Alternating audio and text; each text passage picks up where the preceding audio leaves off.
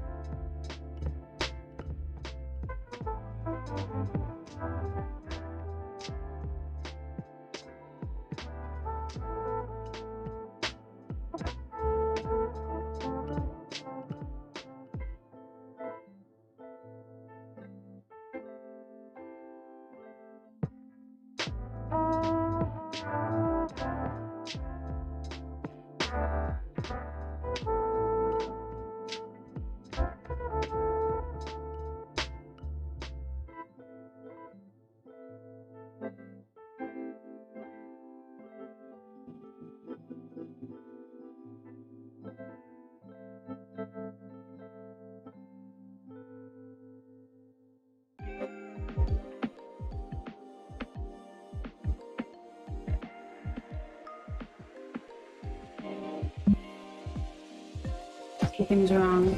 Something's wrong. I don't know what it is because I'm just... You guys hear me? Hello, hello, hello. Oh, you hear me? Okay, let's go. We figured it out. We got this. We got this. Rough start. My bad, my bad. A1, I hope you don't mind because it took an extra 4 minutes. If you could give me just an extra 4 minutes, so I'll bring you in at 8:14 instead of 8:10 because that is my bad. I apologize, guys. I'm so sorry. That is on me. And the whole reason I was trying to test. Oh, but first of all, I wanted to say, first of all, A1, thank you so much for the resub. I really appreciate it. You have no idea. Thank you, thank you, thank you. And speaking of A1, guys, A1 is the he is the one that we're going to be interviewing tonight, and I'm so excited. But thank you, A1, again. But before we get started with that, I want to get let's get in because I'm now behind on chat, of course. First of all, welcome in Remy. We got Gunfighter, we got Talon, we got Rain the Brain. I saw Meowana up in here. We got Gamer Girl Angie, A1. We have and we had a first time chatter, and this is my bad. I apologize. First time chattel. Chattel. I can't talk. Chatter. We got Tizzle up in here. Tizzle, I don't know if you heard this earlier. Welcome into the Cum Zone. Welcome, welcome, welcome. Welcome into the Cum Zone. How are you feeling? Hold on, I got to do something. But thank you so much for being here, guys. I hope you were giving a warm welcome, which I did see, and I appreciate you guys doing that. That's something that I really appreciate about chat and the community is you guys are always welcoming to new people. So thank you. Electrics, how are you doing? How are you doing on this fine night? I can't talk, I'm nervous. Thank you, Gunfighter. Thank you so much for the compliment. I appreciate you. Thank you. You is behind so much. I am behind. I see that now.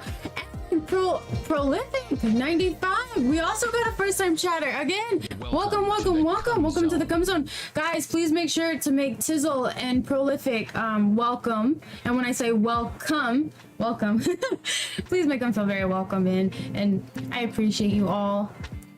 Hello, thank you, thank you. I'm feeling warm and fuzzy. I'm also feeling warm and fuzzy. I don't know if you guys can tell. I'm really red on the cheeks, and it's not blush. I'm not sure why I'm red. I think I started to get flustered when we started to have issues. Chilling. Good evening to you, Prolific, and thank you for being here. Welcome again. Welcome. Actually, so for the new people that are in here, you guys actually come onto a very special night. So Fridays are interviews. She pregame. I did not pregame.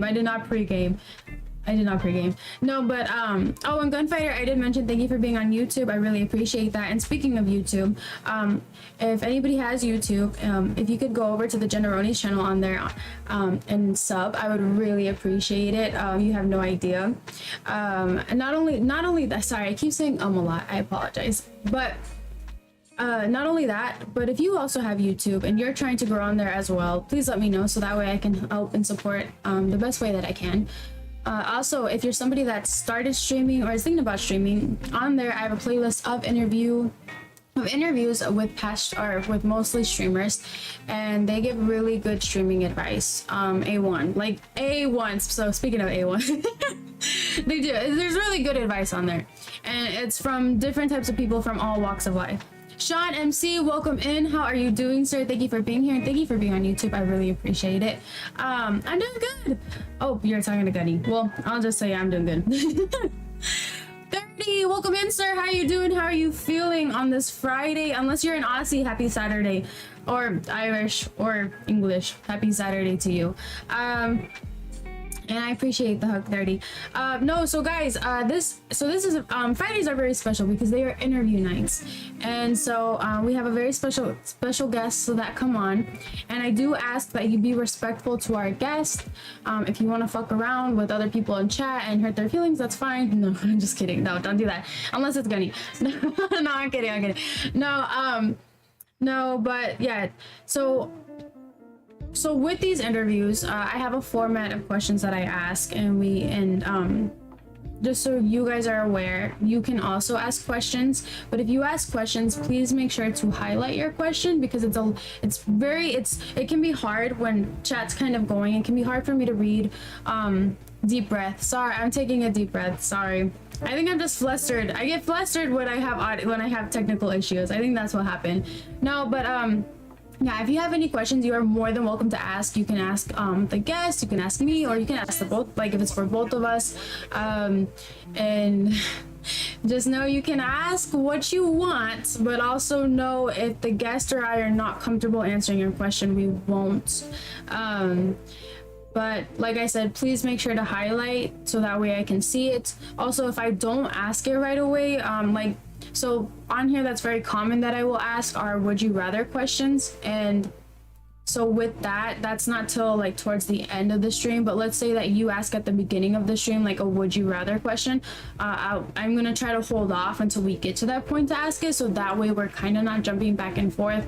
But I mean, if we jump back and forth, it's not too bad, you know, a little bit. I just don't like to do that. I like to go from topic to topic, but that's just me. But I mean, I also like to go with the flow. I have a question. Go ahead, Talon. Hurry, ask your question, because you got 4 minutes. We're gonna bring in our special guest.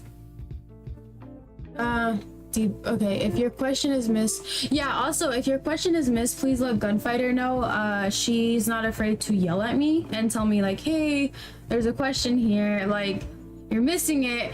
And like I said, if I don't get to your question right away, that's just because I'm trying to hold off. So please have patience, and I do try to get to them the best way that I can. So what is the largest penis you have taken? Honestly, Talent, I don't even. Talent, that's inappropriate. Sir, you're welcome in, sir. How are you feeling? Happy Friday. I don't know, Talent. I don't even know. I don't know, Talent. Maybe like, I honestly would say 8 inches. Like 8 inches, probably. I really don't know. I don't ask them what their size is. Like, I'm not gonna ask you. I just want it inside to see how it feels. It's not even about the size sometimes, unless it's a micro, then we're gonna have to talk. But I mean, if you know how to use it, and if you know how to pleasure me in other ways, then it doesn't matter the size. What now, Remy? What is going on? What's up? What is up? On this? Is that kind of oh yes, it's that kind of vibe. Prolific. It's that kind of vibe. 8 inches, girl. We're gonna be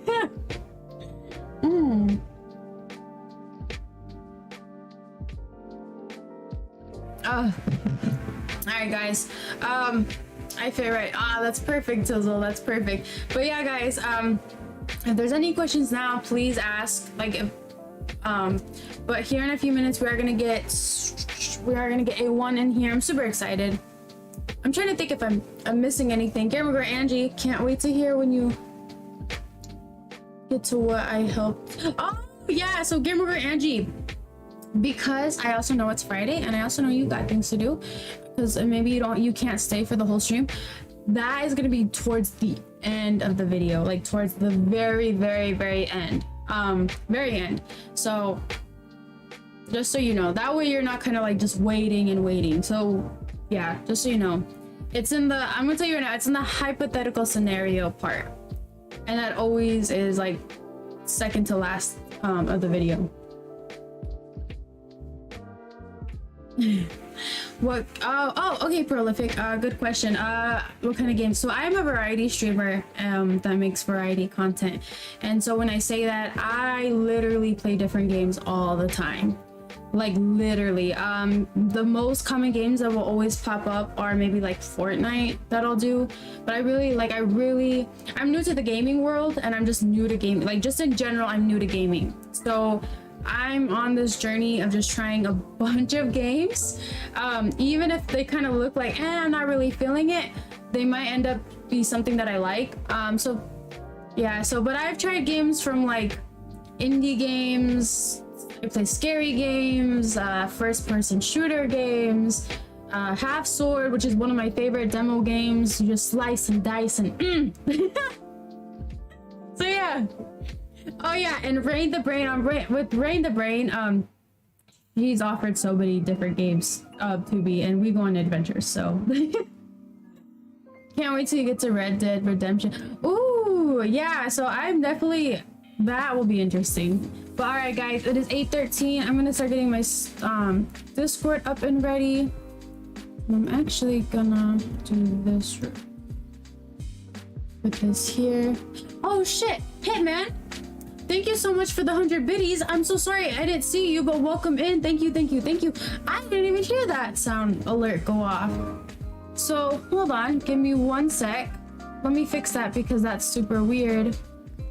But thank you so much for the biddies. I appreciate it. Thank you, sir. How you doing? Happy Friday, Prolific. Thank you so much for the follow. Welcome to the Welcome into the Come Zone. Remy, thank you so much for the gifted sub. Sir, do not start this. Do not start this. Do not start this today. I'm not trying. Don't you dare start. I didn't hear that either. Oh shit. Okay, and it's already 8:14. I gotta get to the guest. I didn't hear that either, but I saw it. So thank you so much for the biddies. I really do appreciate it. Thank you. This is weird. Why isn't this working? That is super weird. But Remy, thank you so much for the gifted sub. Seriously, do not start, people. Do not start with me. I'm gonna say that right now. Do not start with me. I love you, but don't start with me. All right, we're gonna get A1 in here. So let me go here. A1, you ready? You let me know if you're ready. Do it. Start with me. Don't start with me. Stop. Why am I not hearing that sound alarm go off? Maybe it's, oh, it's too low. That's why. I'm a dumbass. I have it too low. All right, well. Okay. Hey, man. Goddamn. Thank you for the gift subs. Okay, I'm gonna take a shot, but I want to take a shot with A1. I want to take a shot with it. Okay, I'm gonna be just. There we go. I hear it. All right, hold on. Let me get A1 in here. I'm gonna ask if he's gonna want to take a shot. With me, or am I gonna take it by myself? Hello. Hello, you there? Yeah. Okay. Hold on. Wait, what? What did I do? Alright, hold on. I can't see you.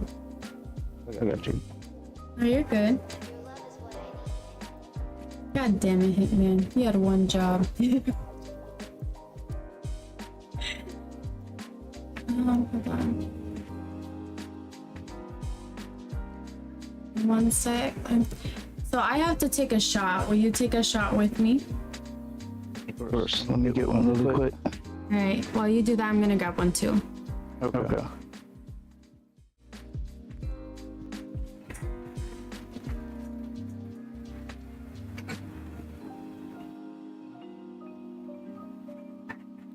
Gunfighter.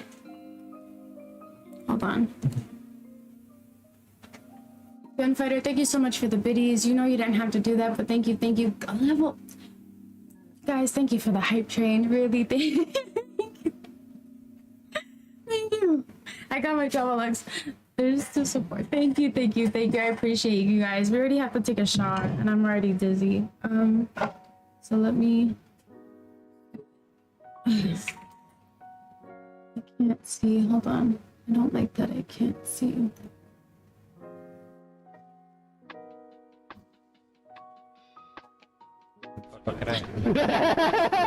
Miss Gunfighter, stop. I'm so mad. I'm already mad. I'm like, please stop. Thank you so much for the biddies. Thank you. Talon, stop. Talon, put that away. Put it away. But thank you guys. Thank you. I appreciate you. Thank you. Seriously. Oh god. Shot time. See you guys having a party. Yeah, so we gotta hold on. I'm trying to fix this. There we go. Okay. So we have to take 2 shots. Are you willing to take 2 shots with me? Yeah, I'm gonna make another run here. Okay. Yeah, I'm down. Alright, perfect. Alright, give me 1 sec. Shot time.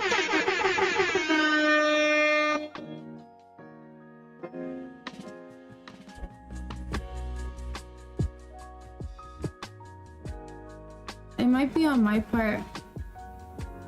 funny. Cause I don't hear an echo. Bro, stop! Shot time!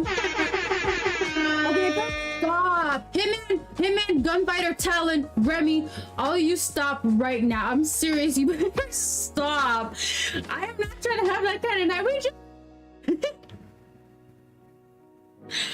No, it's not you. I'll have to ask him. It might be me, I'm wondering. I don't... Oh god. Hold on. Okay. Hold on. How many shots is that? Is that 4? Oh, looks like the meth is kicking in. Oh, who did that? Who did that? Remy, I told you to stop. But thank you so much, Remy. Thank you.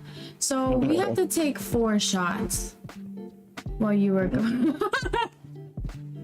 I think we might run into in my actual hardware here. And then I'm gonna take shots of yours. Hold on. Do you guys hold on? They say that they hear an echo. I don't hear an echo with us. I don't hear an echo. The echo is bad. I wonder if it's for me. Hold on, guys. I don't think it's. Let me see. Talk, A1. Hello. It's. Is it still? I don't hear an echo for us at all. It sounds perfect for us. Hey.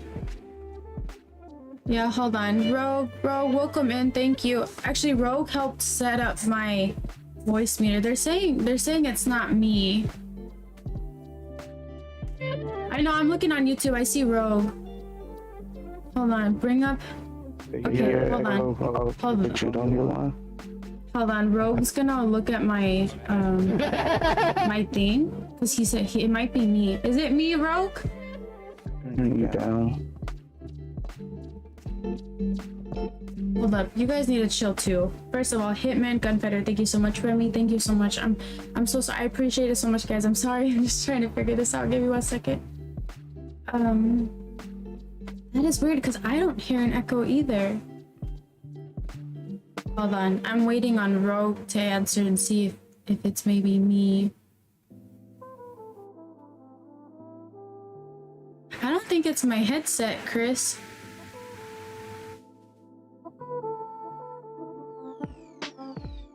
Okay, so he's saying there's an echo from Discord. On my end, Rogue?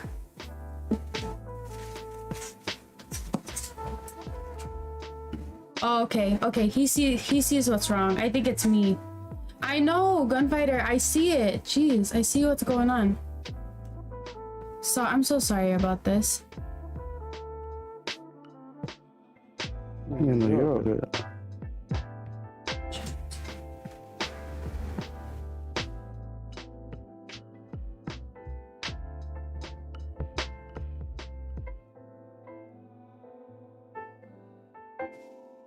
The B1 on your Discord line is on and is feeding into back into Discord. So turn it off?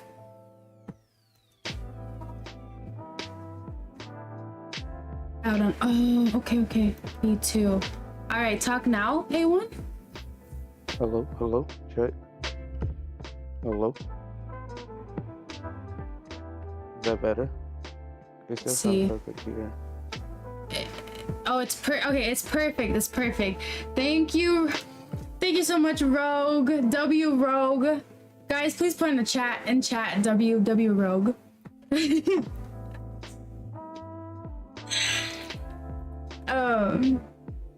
Real quick, W Rogue, W Hitman, W Gunfighter, W Talon, and W Remy. Please put in chat as well. Are you ready for these shots? Yeah, I have 2 here. Oh shit, okay. Alright. Oh, you take... I have to take 1. This is I only, I you think have it's the nice shot glasses too. Oh yeah, mine's a the P. Vegas one. Oh, A1. Well, hold up, before we take this shot, you guys, please welcome in this very, I don't even know like the words to even say it. A1L0VE. I hope that his username just can describe to you what kind of person A1 is. He's very sweet. He's very chill. He's very laid back, and he's more than down to have a conversation with you. And he's very cool. He's a very cool guy. So guys, please welcome in our special guest, A1L0VE. There you go. Ready? Yep. Cheers. Oh god. Okay. So you owe 2 more and I owe 3 more. Yeah. Real quick. And that's Alright, what so I said. I think the 2 more that I have is gonna be the last 2 that I could pour. Oh god. Okay. But then I just got a bunch of beers that I have to take shots of. Oh, Or get perfect. bigger sips. Alright, let me take this one quick. Alright, I'm gonna grab the other 2. Oh, goddamn. Oh, fuck me. Oh. Yeah, bro. I know you know it by the back of your hand, bro.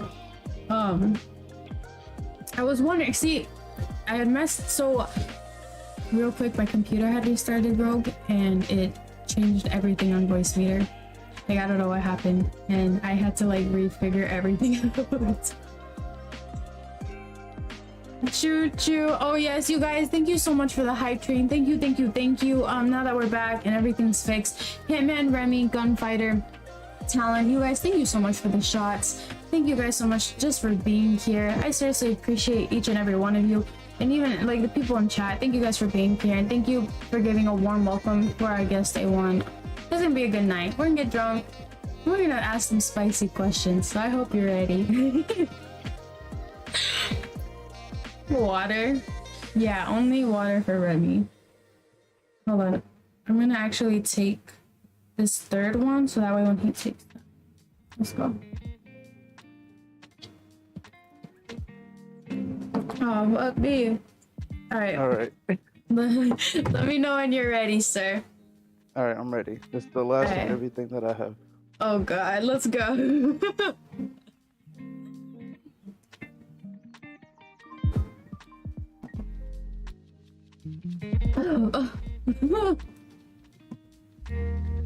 Just real quick. Alright. I feel like that was a great number for us. Yeah, right. Definitely a great number. I've never started off like this, so it's interesting. I usually get drunk towards the middle. No, I'm not surprised. You have a super W community. I was just really happy to just find you along the way at Twitch. Yeah, no, I just appreciate you being here, and hey man, thank you so much. I appreciate that, sir, especially because you've been with me since literally the beginning. So okay, thank you, Gunfighter. I'll remember that. Alright, so my first question, are you ready? Yeah, I'm ready. Alright, my first question for you, A1, is what did you do before streaming? So actually, before streaming was when I was in the military. I went to the military right out of high school. Oh wow, okay. So if you don't mind me asking, why did you want to go into the military right away? Honestly, I went to the military because when I got out of high school, I didn't really the end of high school was really easy for me, and I didn't really apply myself to a lot of the grants and stuff that we were going after that. I didn't grow up with a lot of money, didn't have money saved away for parents or anything for college. So I was I heard the military pays. I think I took a law enforcement class. I think that told me that 'cause I was thinking about being a cop. Yeah, that's what it was. I was thinking about being a cop, and I took a law enforcement class that told me about the military paying for school. Oh, okay. Alright. But I could see that. And how was your experience in the military? I really liked it. I always tell people the only thing I would have done differently is my route that I took into the military. Just because since I wanted to go to school, I took a different route where I did the Air Force National Guard. That way I could go to the military and still take different trips and deployments while still being able to go to school whenever I wasn't doing stuff like that because I would have a base that's at home. So that's the main thing that I feel like I would have done differently. Like I met a lot of Mm-hmm. active duty people because I took a lot more trips than I expected to take. And it was honestly like a really great time where I would have preferred if I did it active duty first. Like actually one of Mm-hmm. my closest friends now, I met him while we were going through training early on in my career. He's thinking about getting out active duty and going into either the reserves or the National Guard. So he was just talking to me about it yesterday. Okay. So I don't know too much about the military, and especially something that I do know just from like close friends is like it's it's almost like a contract, right? Like if you sign up to be active duty, like you just kind of like say I'll do this for 4 years or 5 years. Is that correct or am I wrong? Yep. Military is like every time you sign up or re-enlist, you go under another contract.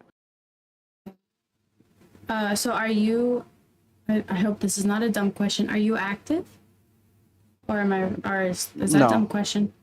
no, Okay. you're good. I'm done with the military. I only Um, did the military for 4 years.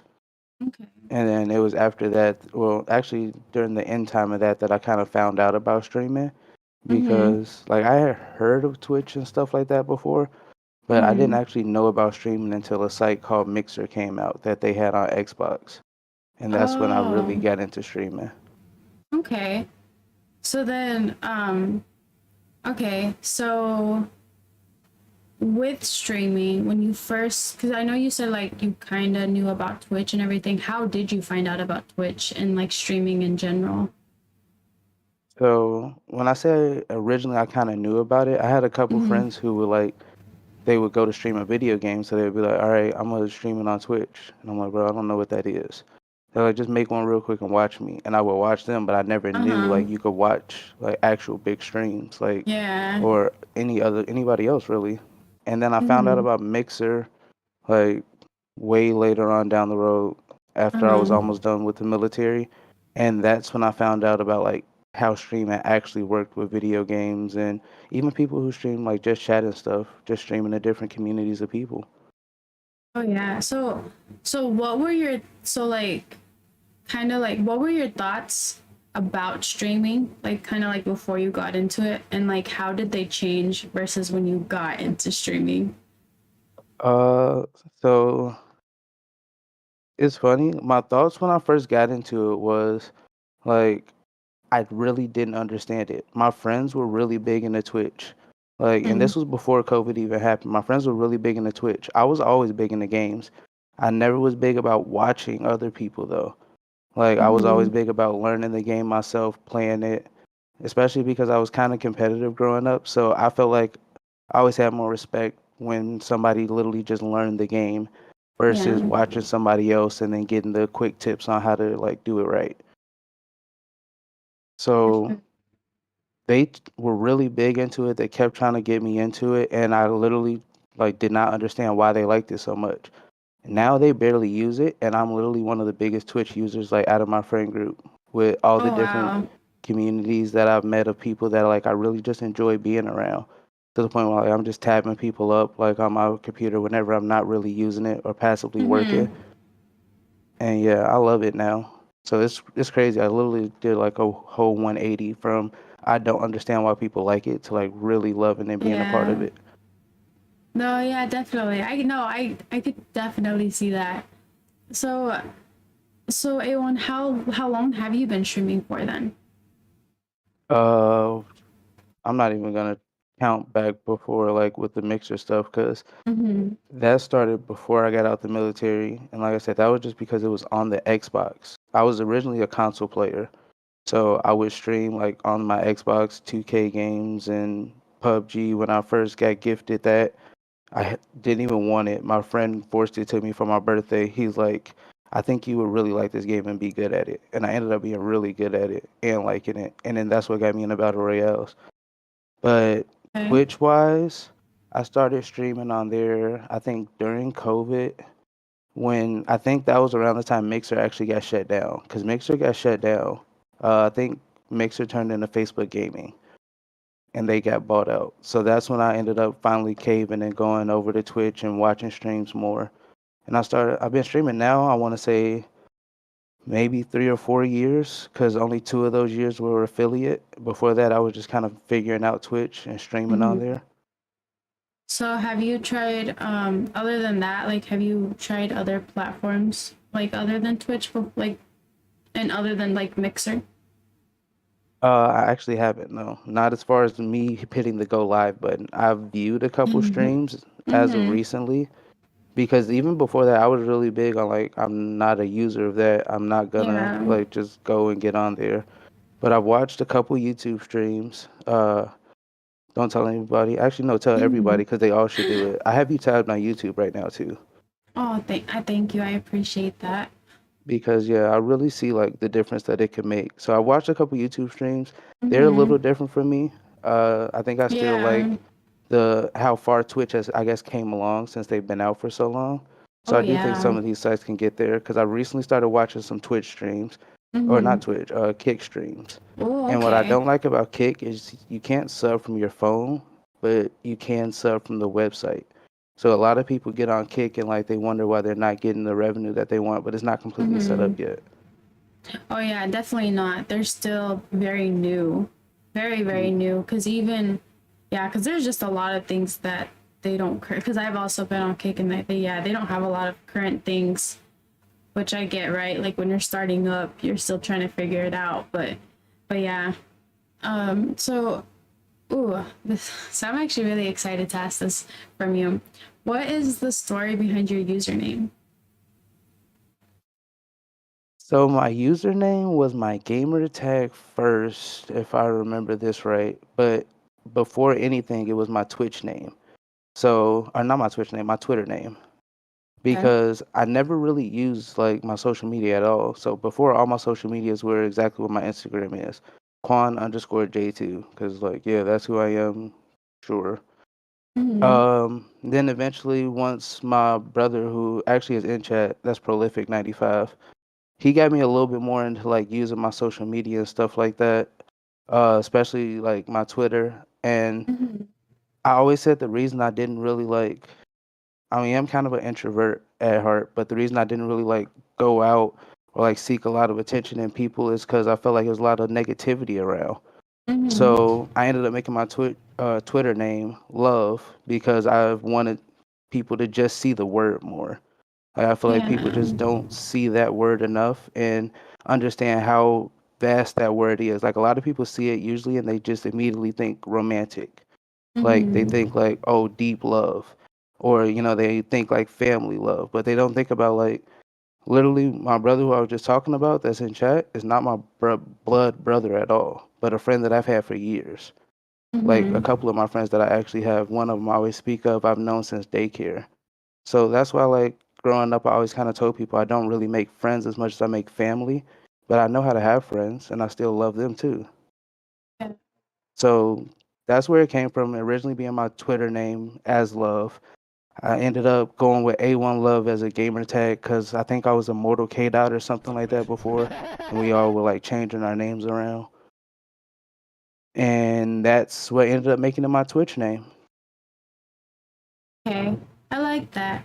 I really like that. And I was gonna ask you too, kind of something so like when I met you, you have always been somebody that wants that positivity, to give out that positivity and like spread the love. And I really like that you described that love doesn't necessarily have to be about romance.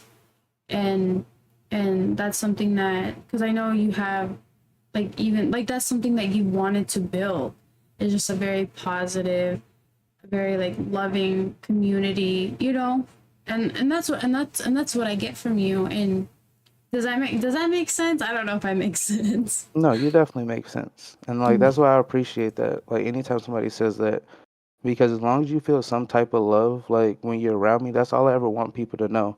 Because that's why I tell people I don't have to know like who your mom is, who your dad is, to genuinely say Yeah. like I love them and I hope the best for them, especially if I already care for you. So like anytime somebody says that, that just kind of for me is the reassurance that it's like I'm doing something right at least if they feel some sort of love around me. Yes. And I will say that about going into your streams is that you're very, I love that you're just very, I can't think of the word for it, but you're very, I can't think of the word. I'm a horrible person, but No, you're good. I can't. I'm bad at you're English. I'm great at math. well, no, I try to think of the word, but like you're just very like not like you're not judgmental. I will like I don't know if that's the best word to say, but like you're not judgmental. You're more than what like you said, like you want people to come in, feel welcomed, what I love is like you just have like you're willing to talk about anything, and so and it's yeah. Sorry, I am bad at English. Oh, this is a question from Goody. And this kind of goes back to the military. Hmm. So she asks, what did you do? I'm not gonna say it like that, good fighter. Well, no, fine, I'll say. What she wants to know, what did you do in the chair force? Yeah, I was gonna say you could say it because that's like the funny thing is, and I'll say what I did. But the one thing I loved about the military was all the different people that I met. It's personalities in every branch, and like a common thing that everybody can have, like as long as they have some brains. Because there's some people in there who are like, "How did you make it here, bro?" But they were just smart at what they were smart at. But Mm-hmm. all the branches get along while still making fun of each other, poking at each other, Yeah. everything, and like understanding the different personalities of each branch. So definitely always go with the cheer force. Like it's like a laughing joke. But my first job in there actually was radios and satellites. So the term on the military side was RF trans, where I had to go to school to learn how to build radios and like wiring and stuff like that. We made Ethernet cables and stuff because that's what we would do. Like if we would go out and set up a base that's about to be set up for a deployment or something like that. Or just the same way as the second half of the class where you learn how to like build and fix radios like kind of on the fly if you were to be deployed in an environment where you go out with somebody. So that was my first job. And then I ended up switching jobs about halfway through my enlistment to a job that kind of encompassed the overall of just taking care of the military people. So it was Mm. called services where they would do different things like lodging. They would do the mortuary side where they would come in after and recover bodies and stuff like that. They would Okay. do the fitness side of keeping everybody on track and testing them. They would do the food side of feeding everybody and like cleaning up at behind them. And they would do the safety side of making sure every base, anywhere it was, like followed proper safety precautions, especially like in a deployed environment, making sure like they're so far away and like they have everything that they need if something happens. Okay. So which job? What I can't talk. Sorry. Which job did you enjoy the most? For people reasons, I ended up enjoying the second job the most. The first job I do feel like kind of fit me a little bit more, where it's like it's a job you could do a little bit more on yourself, or Mm. like by yourself on your own.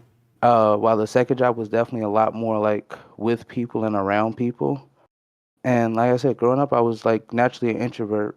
Even though I'm a big believer in showing love and spreading love and positivity, like I kept to myself a lot. Uh-oh, looks So like the meth I is went there kicking in. straight out of high school, and it was just a different experience for me. Where it's like I ended up finding myself enjoying kind of being around some people and being able to help them sometimes, especially in the military, because like they're there for a reason, all of them, but that doesn't mean they don't carry weight with them. Sometimes more than others. A lot of times, really. I can see that. I can definitely see that. Um, but so sorry, back to the streaming part. Um, how I'm very so how would you describe your content to people that haven't seen it? So what I usually tell people, because it's always funny for me when it comes up in like awkward like day-to-day conversation, not in a Mm-hmm. like platform like this where people are already watching you stream and they understand streaming. So the awkward way I explain it to people when I'm out or like I'm at work or a coworker is like asking me or something. It's like, yeah, I stream shooting games, like, first Yeah. person, third person sometimes, battle royale if you know what that is. Take a sip, bitches. But if I'm talking to somebody that really understands gaming, then I get super nerdy about it and I'm like, oh, bro, I play Warzone, I play Apex, I'm new to it. I just started learning mouse Yeah. and keyboard on CS:GO. But like for a normal person, I know that kind of sensory overloads them. Sometimes they're like, "Whoa, what do you mean? You playing on what with what?" But yeah, I would definitely say mainly if you come to watch my stream, you're gonna see me play shooters. You're gonna see me. You might see me RP. Actually, I do that, and a lot of people really like when I RP. So I know I need to do it more, because it's kind of another thing that brings me out of my shell a little bit, kind of like this interview does, versus Yeah. like playing shooters. Like sometimes people really are there and they really enjoy the skill level I play the games at. Yeah. So they kind of sit there and vibe out with me, even if I get super locked into a game where they're like, he's not playing for any money. Why is he so locked in? But they're just as locked in with me because, I call myself trying to play it at a higher level every time that I play it, like trying to do better than the last time I did, which is honestly a big personal mantra for me, is just better every day in every way. So I'm very curious. What do you RP? And that stands for role playing, right? I just want Yes, to make sure. sorry. Okay. No, RP no, does you're stand for roleplay. no, you're good. Don't be sorry. I just want to make sure I was right. But now I'm very curious. What games do you like RP? I'm very curious now. So I've only done it a couple times. What first got me into it was watching another streamer and then seeing that the streamer was in a city of a rapper and I'm like, "Oh, rappers play video games, honestly, like on stream?" Mm-hmm. And then I started watching that and I'm like, "Oh, okay. That looks pretty cool. It's literally GTA, but they're playing with other people and they have their own world." Yeah. And the first thing I did when I got my computer was download Modern Warfare and find out I had to repurchase GTA for like the fifth time since I was 18 or something like that. That game has made so much money for me. But when I RP, when I first started, I literally didn't know what I was doing at all. I went in there, I didn't even think about the fact you weren't gonna have a car. And the first day I ever RP'd, I got kidnapped by two dudes and thrown off a bridge, and I loved it ever since then. I ended up joining a gang, becoming like a gang member, then Uh-huh. finding out about like how they have drugs and stuff in the game that you can go make and sell. And my gang wanted to make a play on this warehouse that I ended up Yeah. like pretty much leading the charge and taking over, and we like won the warehouse over. And we ended up RPing it out where like in city we bought it and stuff like that, and we became codeine dealers. So that was the Oh first thing I ever shit. did. It was so fun though. Like we would have wars Uh-huh. and stuff on our property. Like I remember Oh one time, shit. one of my other friends that I met from that city, he was the chief of police. He came down there talking about if like stuff kept happening, it was gonna affect our deal with like legally owning the business because we sold Uh-huh. codeine to the hospital was the main thing. But we would also have Ooh. people pull up to the backside of the warehouse and like buy big bulks of codeine off of us. And this was And like then, nothing special set up in the city. We were literally what's called slash me RP a lot of it, where we slash uh-huh. me and a message pops up above our head and then we just hand them the stuff because you can hand it through a wall. And this is in GTA, correct?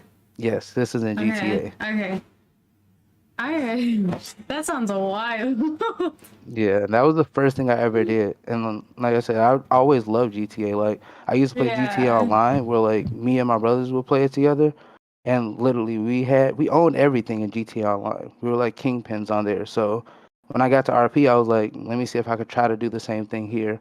So I've done that. I've done police. I've done EMS, which is funny because I did EMS before I got to my actual job now, which is EMS. So I kind of just thought that was hilarious personally for myself that I EMS'd it out before I got to being offered that job and then pursuing it. Yeah. No, that is actually really cool. Oh, so I recently this year, well, I guess not this year, last year, but I recently just learned about RP and GTA, and I've watched a couple people play, and I've been wanting to try it. And this is a question from Gunfighter. Do you think I would do well at it? Honestly, I really do. Like, I think you have really good Oh, energy. And it might take a little bit to pick up some of the terminology. I'll be honest about that Oh because yeah. I'm not gonna say I'm a pro by any means. Like I've moderated in a couple cities as like an in-city moderator, helping new people learn. And I do Mm-hmm. feel like sometimes it's good to have a moderator like me that can relate to people. Like, look, bro, I don't know Yeah. everything, but you're not doing this right. I can promise you that right now. Mm-hmm. Especially when it comes to explaining in-city rules, because every city is different. Like some cities are really strict on their rules, Mm-hmm. but I feel like you have a really good personality for it.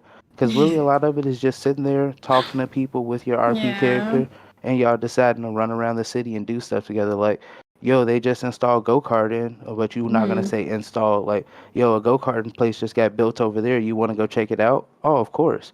And y'all go kart for like an hour or something, like going over and over. Yeah. But Okay. yeah, I always have fun. Like I said, for me, it's like playing GTA, but having people who really enjoy it playing with you versus what we would go against on online, which was actual trolls of people. We're just fighting swarms the entire time. Like it's crazy. So this is a question from chat. This is actually from Remy. Remy wants to know, when is your next RP stream? They want to check it out. I actually haven't planned any RP streams per se. I will say I've had some people approach me about different RP cities. So Ooh. I did recently just get a whitelist into another city that I Okay. am planning on checking out really soon. It's one of my close friends that I also met from streaming, and they've been like, really big with supporting as well. They asked me to come into a city that they know about. So I will say when I do my RP streams, they're just as long as my regular streams. I usually stream like 8 hours minimum, which I know is a long time for some people, while for other people they might literally just have me up at work, passively in the Yeah. background, which it makes it a great thing for them because then it just passes time. But my RP streams usually are just as long, unless for some reason I Mm-hmm. get kicked out the city or I'm having issues. So I don't Okay. have a date set yet, but I do have that city. And then also, technically, just extra information here because I do work for the OTF Trenches Discord where they have a RP city. They're planning Okay. on releasing their newest version of the city since GTA remapped everything after buying 5M. So their version of the city is supposed to follow all the GTA rules as well. So I do plan on once they open that up, making another RP appearance there. Okay. So something that I have, because I've come across a couple streamers who do RP GTA, um, and something that they have told me is that it can be boring at times if Yes, something, and like it kind of takes a little bit until something comes up, so I guess my question was, does that happen? it And is does that, happen. uh-huh. Oh no, I'm sorry. What was the follow up for that? Oh, sorry. I was gonna say, and is that why you do 8 hours of streaming for that? So I do 8 hours minimum usually, no matter what I'm playing, unless I'm doing it at an off awkward time, and I feel bad Mm-hmm. if I do too long to keep people up. But I will say if you do 8 hours minimum, that's when you catch more of the boring stuff than some of the fun stuff. Because it's Mm-hmm. still GTA at the end of the day. Like you don't just get Yeah. money.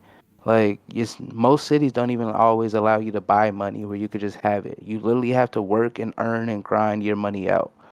So that's what made it kind of fun for me starting off because I would stream myself doing that and surprisingly a lot of people did like come and watch that or like Mm-hmm. even lurk around in my stream even if they just wanted to see what was happening in the city.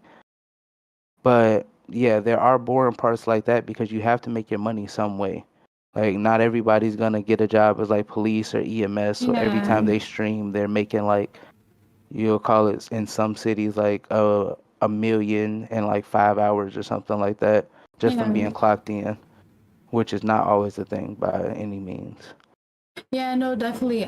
I could see it being a grind. I really can, because some of the streamers that I've watched, um, something that I've seen is like it's not easy to get the things that you want. So yeah, it's definitely a grind in there. You think I could be a stripper in there? 100%. They make so much money when the city's active. Ooh. When the Ooh. city's active. But like the strippers are literally some of the most fun people because they're just in there having a like good time. They literally know Uh-huh. all the cool dance moves and stuff like that. And then Okay. whenever they're not working, they just come hang around like different people who are working. Or Ooh, like they okay. sometimes they'll have like criminal boyfriends. They'll hang around those people because they're in the city. But Okay. no, I think you would Oh, definitely do great with that. Like I want a criminal boyfriend. that's where most of the fun stuff is. I will say, between everything I've done, Mm-hmm. I realized the last city I was in was OTF Trenches before GTA shut it down. And I Oh, had an okay. EMS character who had worked their way up from being a EMT to being a doctor in the hospital.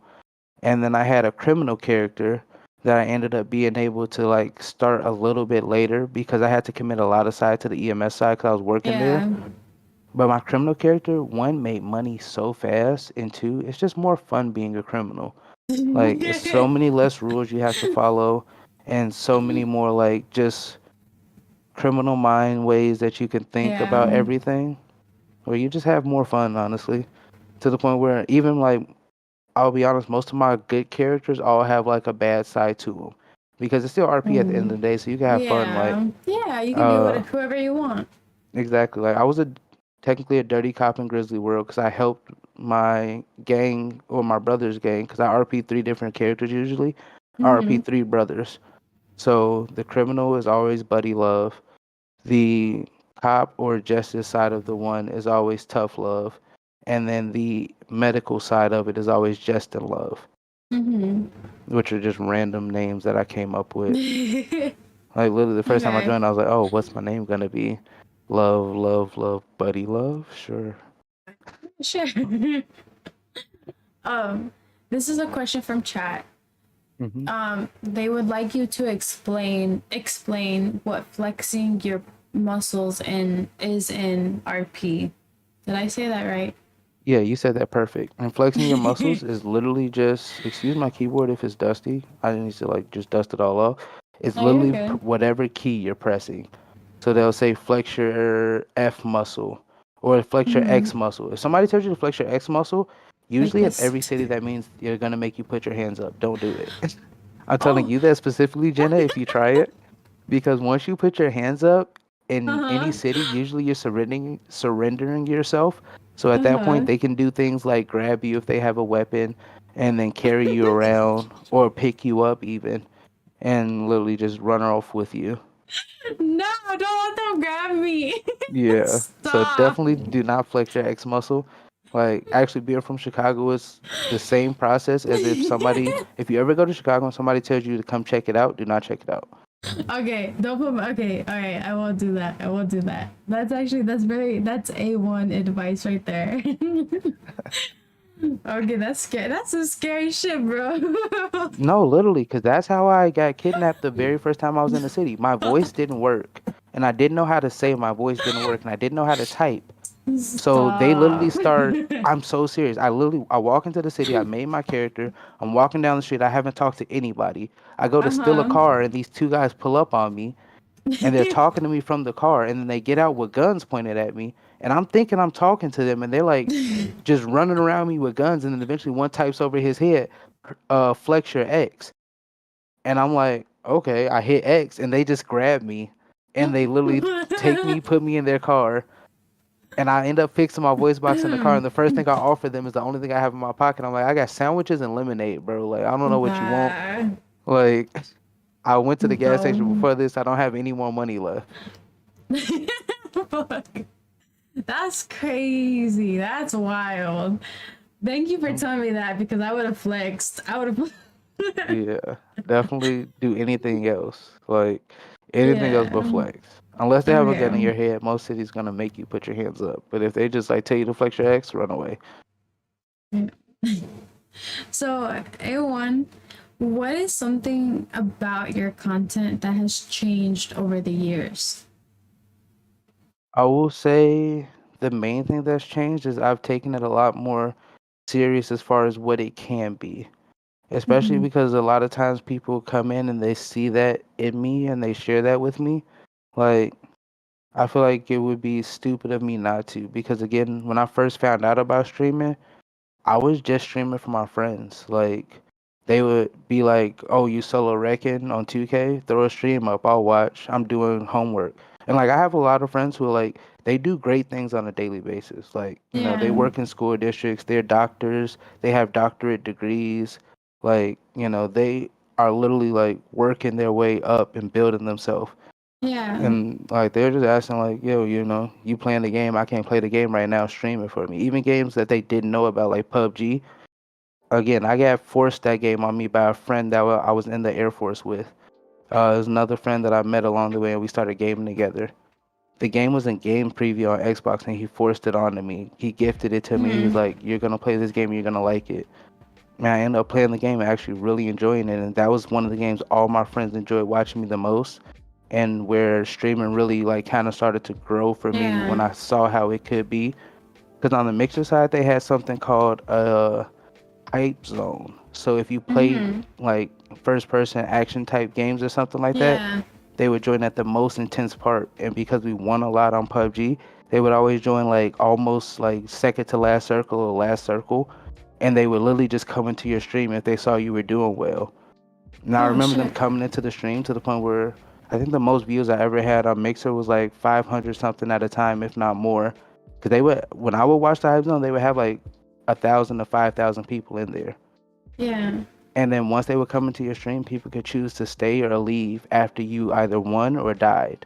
Mm-hmm. And it was just something about that pressure where even my brothers enjoyed it. When I say like, yo, we just caught a Hype Zone, they're like, all right, let's lock in. Uh-huh. And we just literally like now we're killing everything, moving perfectly, like playing with each other. And it just kind of like Yeah. unlocked another level of gaming for me versus how we kind of played it semi competitively growing up. Yeah. I can see that. I can see that. I'm actually gonna be trying PUBG for the first time next week. Nice. I'm super excited. I'm super excited. I've heard. I'm nervous. I've heard good things about it. Are you gonna play it on mouse and keyboard or PUBG? Because I know you do both sometimes. I'm gonna do controller because I'm a pussy. Is No, I'm that not a? mad at you. I'm a controller baby. But I will say, I'm a controller playing mouse baby and too. keyboard during the subathon that I did actually felt kind of nice on some of those. Like on Call of Duty, it didn't feel as nice because it's more buttons. Mm. But a game like Apex, it felt really nice. Okay, maybe I'll try that. I'll Yeah, if try. you want to Yeah. try something while you're on there, because it does offer both. And I've tried Ooh. PUBG on PC before. If you're gonna play it on your Hmm. PC, there's a lot of sweaty people, even in the easy lobbies, just because they all play mouse and keyboard. Okay.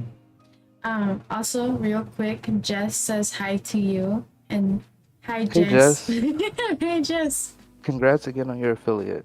I'm really happy for you. Yes. Yes. Congrats. Yeah. So, I'm not a competitor. So coming on. So real quick, A1, something that I'm very curious about. Coming onto Twitch, what would you say are what would you say is the craziest thing that you've seen, or maybe like something like that's negative on Twitch that you were like, man, I did not expect this. This is different. Does that make sense? Yeah, I'm trying to think because I feel like most times if I find a space like that, I do kind of like remove myself from it pretty quickly. So it may be a little hard for me to recall, but I'm sure I've been in a space like that before. Oh, Well, so okay, so let me change that question real quick. What is something that you would warn new people about on Twitch to be careful of? oh, that I would say I would warn new people that even in the most positive spaces, you can find some really negative energy. Yes. And I actually found that out not only being a viewer, but being a moderator. Because Mm-hmm. I was a mod for actually a couple different people when I first got into Twitch. And then it kind of Mm-hmm. became a little too much for me with life and everything, and I stopped, and stopped modding for everybody all at once.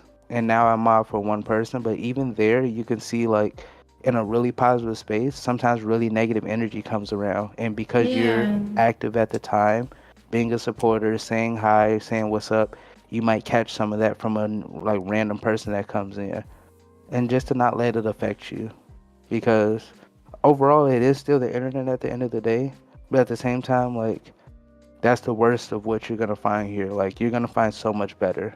It's so many nice, genuine people out there, even if they don't really understand the next person next to them and how nice they are being because they come from different backgrounds. It's still a lot of them out here that eventually cross paths at the right time and understand each other. I love that. I love that answer. That was a really good answer. So, A1, with that, talking about negativity and you know, like talking and because sometimes every person you run into, they're not always just going to be the best person. What advice would you give to somebody that's starting a community, that's starting a Discord server, that has somebody that is negative, that isn't probably the best in their server and like doesn't fit? Does that make sense? Yeah, 100%. Especially because sometimes you have people that want to support you that have already been around you before you started and still might have a lot that they have to like work on themselves. Yeah. And I know that's why, kind of going back to what I said earlier, I don't make friends, I make family, because I've seen my family who I can say, or I always say, I feel like it's one of the most loving families I've ever seen. And I've Mm-hmm. like, opened myself into like a lot of different families and people and stuff like that. Yeah. But my family overall, I've seen them go at each other's neck and still love each other so much, like at the end of the day, Right. and Uh-huh. willing to go at the next person's neck for them. So, Yeah. like, the way that I kind of look at it is I look at it from that perspective where a lot of people aren't gonna always understand each other or come from the same background, but if they put enough effort towards each other, like they can really like work to a common understanding. Because I know even like people don't always understand me and like where I'm coming from, or like Mm-hmm. how I'm trying to say things. And I admit a lot of times that it's still a lot of growth that I have to do. Like, I kid around when I say I'm not good with words, I'm good with math. But genuinely growing up, math was my favorite subject. And I was done with math, I think in like my junior year of high school, to where I didn't even have to worry about it. I took one advanced class, I thought it was stupid. I'm like, I'm never going to use this. And I didn't take one my senior year. But Yeah. it's definitely still a lot of words where sometimes people give me credit for how I say things or things like that. And I'm like, I was just in a good zone right there. Like, I was just blessed to be where I was. Because Yeah. overall, like, I know it's still a lot that I have to work on and a lot of areas I have to grow in my own Mm-hmm. understanding. So how do you handle somebody though that's in your Discord, that's in your community, that's in your chat, that is somebody that's, let's just say, like, that's not the best. They're very negative. They're not nice. They're very hateful. Like, how do you handle that? Because it happens, you know what I mean? Like, it happens from time to time where somebody comes in and they're just super, like, right away, like they just come off Yeah, not I would very say, great. I would say if it's a new people, for me personally in my own space, I try to Yeah. like talk to them myself as a streamer. Because Mm-hmm. 9 times out of 10, people come there to talk to who they're looking at, not Yeah, necessarily okay. people that are in chat. But there are times where people literally come there just to aggravate the chat while the streamer may be distracted. So if they're 100% new, I'll try to guide them to the right way. Yeah. Versus if I'm modding, I'll go off, streamer's discretion, where it's like if they come in too rude, immediately I get rid of them. Because my problem before was because of how positive I Take a think about sip, bitches. everybody. Like I know everybody has a better side to them if they really are trying to like Yeah. reach for that. I would talk to some of those people that would come into the chat like really negative, and my friend Yeah. who I'm mod for was like, "Yo, like you doing way too much talking with them. Like just get them up out of here, honestly. Yeah. Like everybody else is vibing. We don't need that one. Like Yeah. let that one go and take that energy somewhere else." And I do have to even learn that for myself sometimes, because personally for myself, like with a brand new person, they might come off rude, and I'll still be just as Yeah. cordial, just as kind to them. Like I won't necessarily look at them different, Yeah. but No. definitely for your chat or your community. No, and no, definitely I agree with you. And the reason that I asked that is because even for me, when I first started streaming, I accepted behavior that wasn't good because for the view. I'm not gonna lie. I'm be real with you. I accepted it for the view. I was new. I wanted the views. Like but Yep, then I feel but you. then But because of that, I realized like, nah, fuck that. I'm not gonna deal with you. I like, you know, like I'm not gonna deal with that. I'm not gonna put up with that. I'm not gonna put up with the negativity. I'm not gonna put up with you disrespecting me. I'm not gonna put up with you disrespecting others. Like, and I don't care about, and like that's where I was like, I don't care about the view, dude. Like you want to act like that, go act like that somewhere else. You know what I mean? And so sometimes the reason that I ask that is because I feel like that's where new streamers, like very like new streamers that come on here and they start, is where they struggle with that they focus like on the views. But in reality, it's really not about the views. It's more of just having like people that are positive, that are surrounding you, and you building a very good community. You know, like, does that make sense? I don't know if that makes sense. No, it definitely does. Because that's what I feel like the common goal is for a lot of people. And I mean, it's okay to want to grow. I mean, no, it's good to want to grow, but it's also like, if you're gonna grow, have the right people with you. Have that good based community with you. Like, don't settle for people that are gonna treat you like shit. You know what I mean? It's it's almost kind of like going into a relationship. Don't settle for this person because they're gonna treat you like shit, man. Like, there's other people out there that are not gonna treat you like that, and that are better people, and that are positive, and they're happy, and they want to see you grow. Like, and it's about support versus, you know what I mean? Does that make sense? I don't know if that makes sense. Sorry. No, it definitely makes sense. Because I was gonna say, even speaking to it from a mod perspective on what you're talking about, sometimes there are people who get unbanned and are much better people after that. So it's like, people also can grow sometimes from you being real with them. Yes. Like, you telling people like, yo, that's not how you come into this. That's not how you do that. Like, yeah, we're having fun, especially for like, you know, a chat like yours. I have a lot of fun because we have a lot of fun together. And we understand that we're just having fun together. Like, nobody means any ill will. Nobody's really like trying to pick at you or anything. Like, if they grab you, like, you know, don't take it the wrong way. Like, you know, if they send you a compliment, take it the right way, because they are genuinely trying to send you one. As everybody like figures out, because you got a lot of really cool commands in there. So, yeah, no. No, and I love what you just said there, where you were like, hey, don't just ban somebody right away. It's like, let them know what's up. Let them know, like, hey, okay, so as a streamer, it's okay to have boundaries. I want to make that very clear. It is okay to have boundaries. It is okay to tell somebody, I don't like this. I don't like the way you're coming at me. I don't, you know, like, it's okay. But just, and something that you just said, A1, is something that I've realized throughout streaming, is that the people that you kind of like, you tell them like, hey, that's not cool. I don't like this. That's not how it is, you know? Excuse me, sorry. No, you're okay. Most of the time, those people are like, okay, I understand. And we move on. We move on and everything's okay. That's most of the time, though. I'm not gonna say that's all the time, because there's been times where I've told people like, hey, I don't like that, please stop. And they don't stop. They keep going, you know what I mean?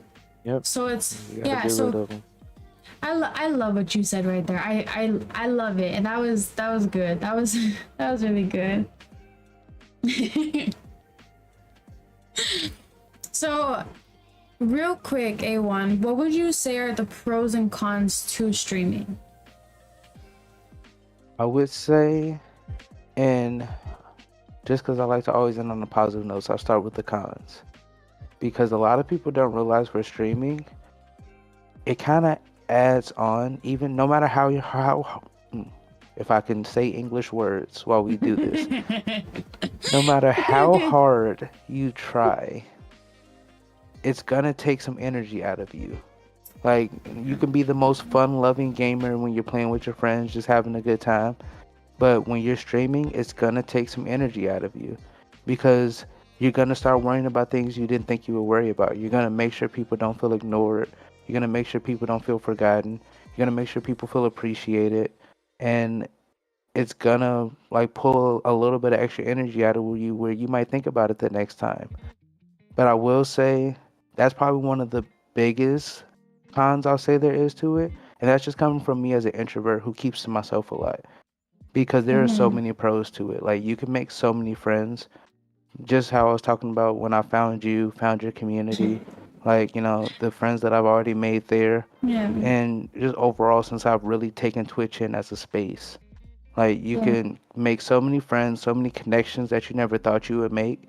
Some of the people I've met, gamed with, played with, who actually support me now and what I do because we've met and they see how much effort and energy I put into it and they respect that. Yeah. So I will say, in my opinion, it's a lot more positives that can come out of it as long as you don't go around looking for negatives that don't have to be ones because you're going to find negatives everywhere. But as That's a streamer, true. I'll say for me personally, the biggest negative that I think a lot of people don't take into account is how much energy it really does take. A lot of people are like, oh, I can do that. And then you don't realize how long some of these big streamers or, streamers who do this on a consistent basis commit so much time to it on a daily basis, like, or a weekly basis that still takes out of their everyday life. Yes. No, I love the way that you put that, and I just love the fact that you just said that. I think that's something that I'm gonna be honest is that I don't think some people realize is the energy, like the mentalness. I don't know if that makes sense, but like out of streaming that is given, and and man, I'm gonna tell you something. It could be an hour, it could be 2 hours, it could be 9 hours, but I mean, it's a lot. It's a lot of energy like Yes, given into that. exactly. But this is a question from chat. This is actually a question from Tiny. Is 1 second. Where did it go? I just had it. I don't know where it went. What keeps you motivated to keep streaming? Does that make sense? Yeah.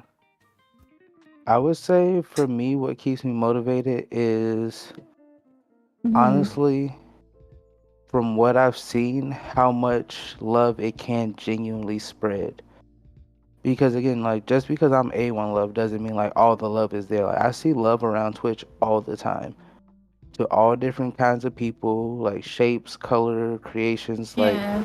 different things that they stream and everything like that. Mm-hmm. So I think that's what kind of keeps me going, aside from the fact that I just genuinely love gaming. And I always told people, like, if you game, like, yeah, you could definitely stream. Because all you got to do is cut the stream on when you start gaming. Because originally that's all it Yeah. was for me. I would just cut the stream on when I was gaming to record. Because that's how Yeah. I would not have to worry about if I clipped that or not. Like, yeah, bro, I clipped everything we were just doing. We went off right there. Isn't that crazy about streaming? Like, and when I say that is just, I guess, when I say crazy about streaming is like the amount of different streamers there are, because Yeah, there are streamers where like they're just good at the game, they're very good, and that's what people come to watch, right? And then exactly. and then there's other streamers that are like me, that are not good at the games, but are like, hey, look, like we're not good at the game, but we're gonna fuck around. So I'll be honest, that really like, I don't know. There's something about streaming that you have to, I would say you do have to bring your own like uniqueness to it. Does that make sense? I don't know if that makes 100%. sense. Also, A1, this is a question from Gunfighter. Are you ready? Maybe. Gunfighter scares me. Bro, she scares the fuck out of me too. You don't even know. So she says, what does A1 say to the rumors that he wasn't wearing anything under his bunny onesie on his stream? So this never sounds good because I tried to explain it after the Bunny onesie Nah, I stream was need over. I need to know. Were you wearing something under there? I was wearing clothes under there. I promise you, Well, Jenna. I was were wearing you? clothes under there. But why? It's a onesie. It's an outfit. Why were you wearing something under there? Let your Okay, dick well, hang like, free. not like a lot of clothes. Like, I had on, like, just my underclothes, like boxers, socks, t-shirt. Like, cause yeah, like you said, it's a onesie, so Oh, I'm thinking it's like okay, it's like that's pajamas. yeah, it's PJs, bro. I Exactly, wear a onesie. exactly. So it's like if I'm going to sleep in it, then I'm not wearing anything up under it. I'm just wearing it to keep warm. But it's like I'm wearing it on Yeah. stream, so I'm gonna at least have some Ooh. undies up under there and a t-shirt. And that's why I said it didn't Yeah. sound good because I tried to explain it. I did like I think one stream since the subathon, and I was talking about the onesie, and I was like, I do still have it right here, but I can't put it on because I would have to take my clothes off. So now it sounds like I'm gonna be naked. Can you wear a onesie right now? I would have to take my clothes off, Take your but clothes. I'm not gonna be naked. I'm gonna be honest. I take my clothes off when I wear a onesie. Like I wear underwear, but other than that, I'm like naked. I'm gonna be honest. Like the onesie I wore on my last stream, I was naked, bro. I'm gonna be honest. That's how Okay, that onesies calls are, cat. though. No, they're like outfits, bro. They're like outfits. It's like No, I've been literally, around. that's what I was thinking. Especially because, like I said, it was so warm. Like I was hot the entire time I had it on. Can I think you that's the wear only it? reason. Can you wear it, please, Yeah, for us, please? I I can love. only because I only got to wear it once, and I probably won't really wear it Alright. again. Alright, fine. I'll be right. Okay, while you're putting it on, I'm gonna break the seal. I'm gonna be right back. Okay. Alright, I'm gonna be right back. I'm gonna be right back.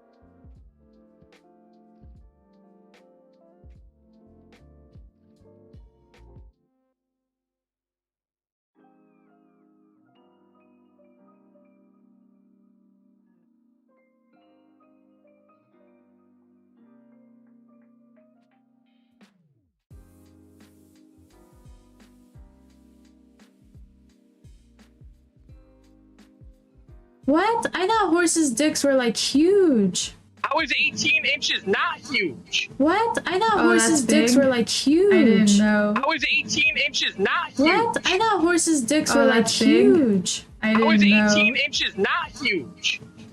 Oh, I that's like big. to fuck I didn't know. kangaroos because I'm from Australia. I like to fuck kangaroos because I'm from Australia, mate. What? I thought horses' dicks were like huge. How is 18 inches not huge? Oh, that's big. I didn't know.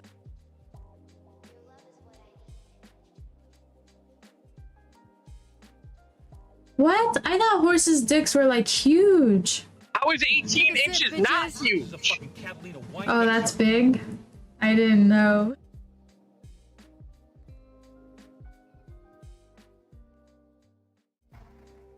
Okay, I'm here. I'm here, everybody. So Vixen earlier was like, how is she not drunk? But I'm gonna tell you, Vixen, I'm gonna tell you right now, I'm drunk. But like I'm being kind of smart drunk. Ooh, A1's back, let's go.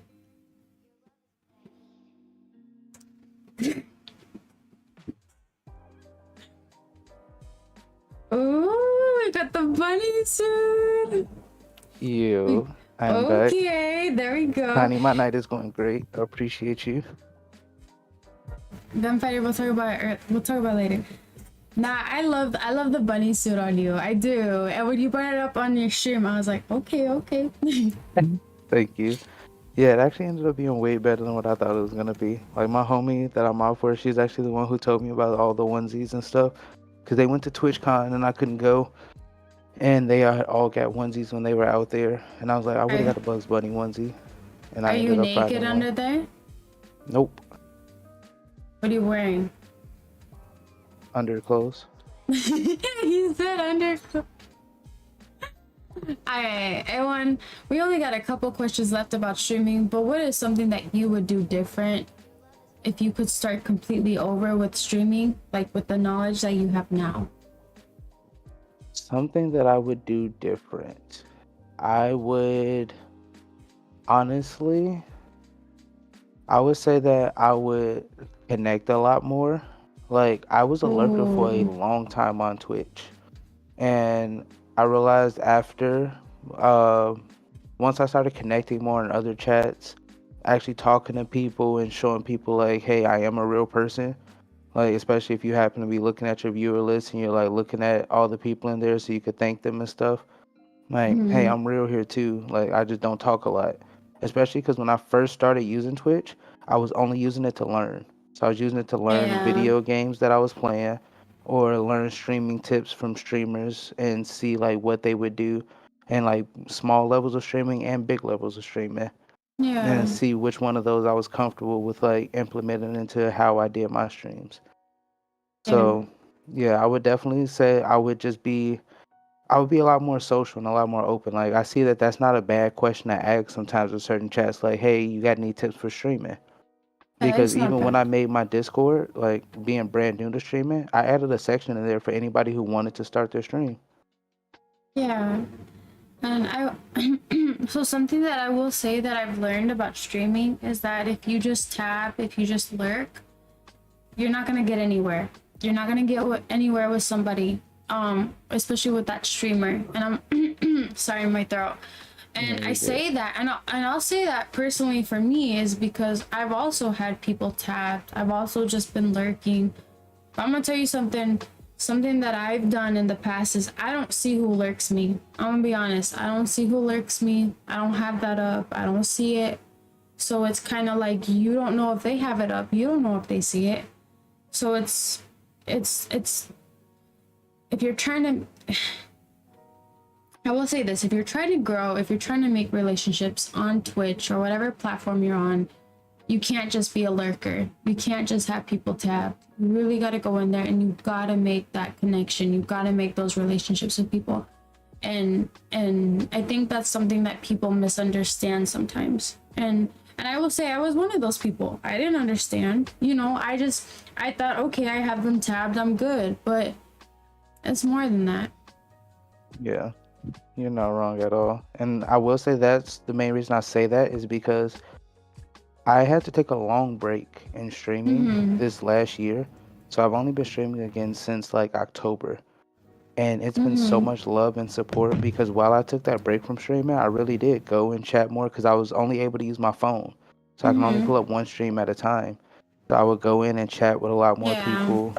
And like I was in a lot better position than what I was at the beginning of the year. So I was even able to like show love to certain people that, you know, I really saw a connection there Yeah. with, or like them just showing love with their community and just like wanting to their community kind of build up a little bit more. So, you know, it definitely, I would say, makes a huge difference because in the time that I wasn't able to stream, all the people, or genuinely, I don't want to over exaggerate here, but almost, Yeah. if not all of the people I connected with in that time, have came back and shown love to me in my Yeah. own stream since I've been back streaming. No, yeah. No, I definitely would say I definitely get what you're saying. I'm sorry, but this is from Gunfighter. They want you naked under the onesie. I'm gonna just say that. They want you naked under the onesie. They want me to go take off all my clothes and under the onesie and then put it back Yeah. on. Okay, just do it. Let's see that dick. Come on. Just put it in there. We won't see the dick, but we'll see the outline of the dick. It'll be okay. Yeah, I don't think you get banned for any outlines. Yeah, no, it's an outline. I mean, I can't help. You know, we can't help it. Okay, so I'll go show the difference. Did they give you anything? I missed it. I wasn't looking. Did they give you anything for this? If I they go didn't strip give under me. the onesie? No, I don't No? think so. When he took his break, how difficult was it? Ooh, this is actually a good question. This is from Remy. Hold on, don't leave yet. Okay.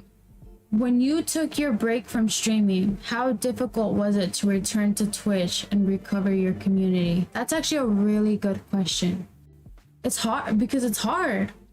You're not wrong at all. It's very hard. And I will say, like, I never try to downplay my community. Like I never ever ever ever ever want to look at my community as small because my community was small when it was just me, and it was Mm-hmm. not just me for a very long time. Like I had friends that I had been gaming with that immediately took interest when I said I wanted to seriously stream, and did all that they could to help support me. Yeah. So like I always like look at my community as the size of their hearts and not the size of each one of them. So it's like Yeah. we have a lot of people there. There are some people who haven't necessarily made their way back as much since I started streaming. But at the same time, I understand I had to take a break from streaming because of life. Not everybody's gonna be Mm-hmm. able to keep up with every app. Like I don't have TikTok genuinely. I got a new phone. It was on my last phone. It wasn't on this phone, and I never used it, so I didn't re-download it.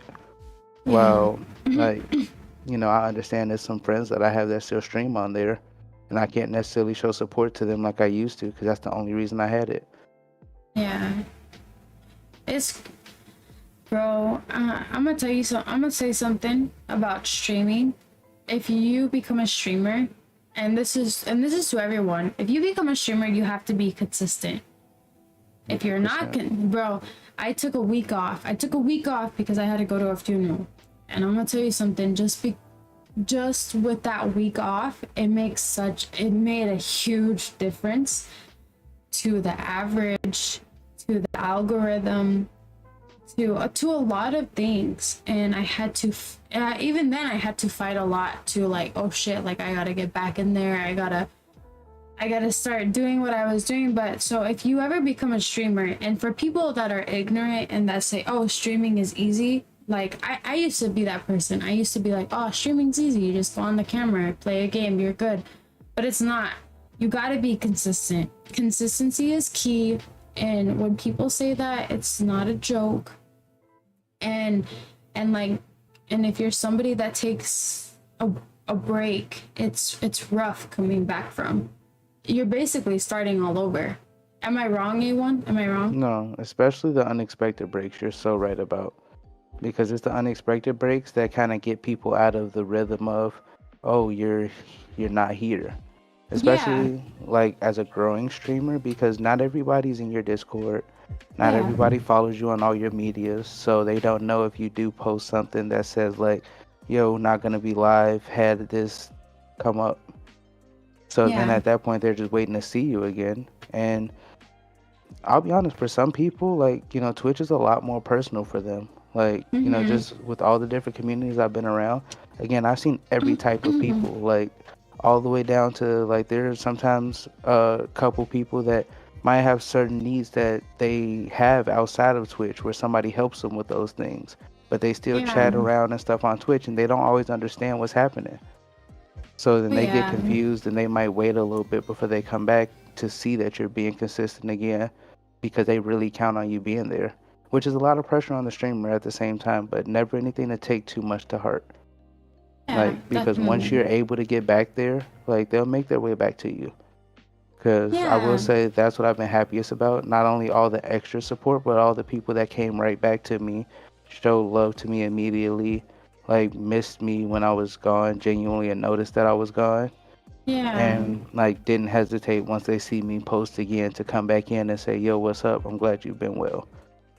yeah. No, and I'll say something about that. When you take breaks, that's when you that's not even kind of, that's when you really know who's there. That's when Yeah, that's who you know who cares.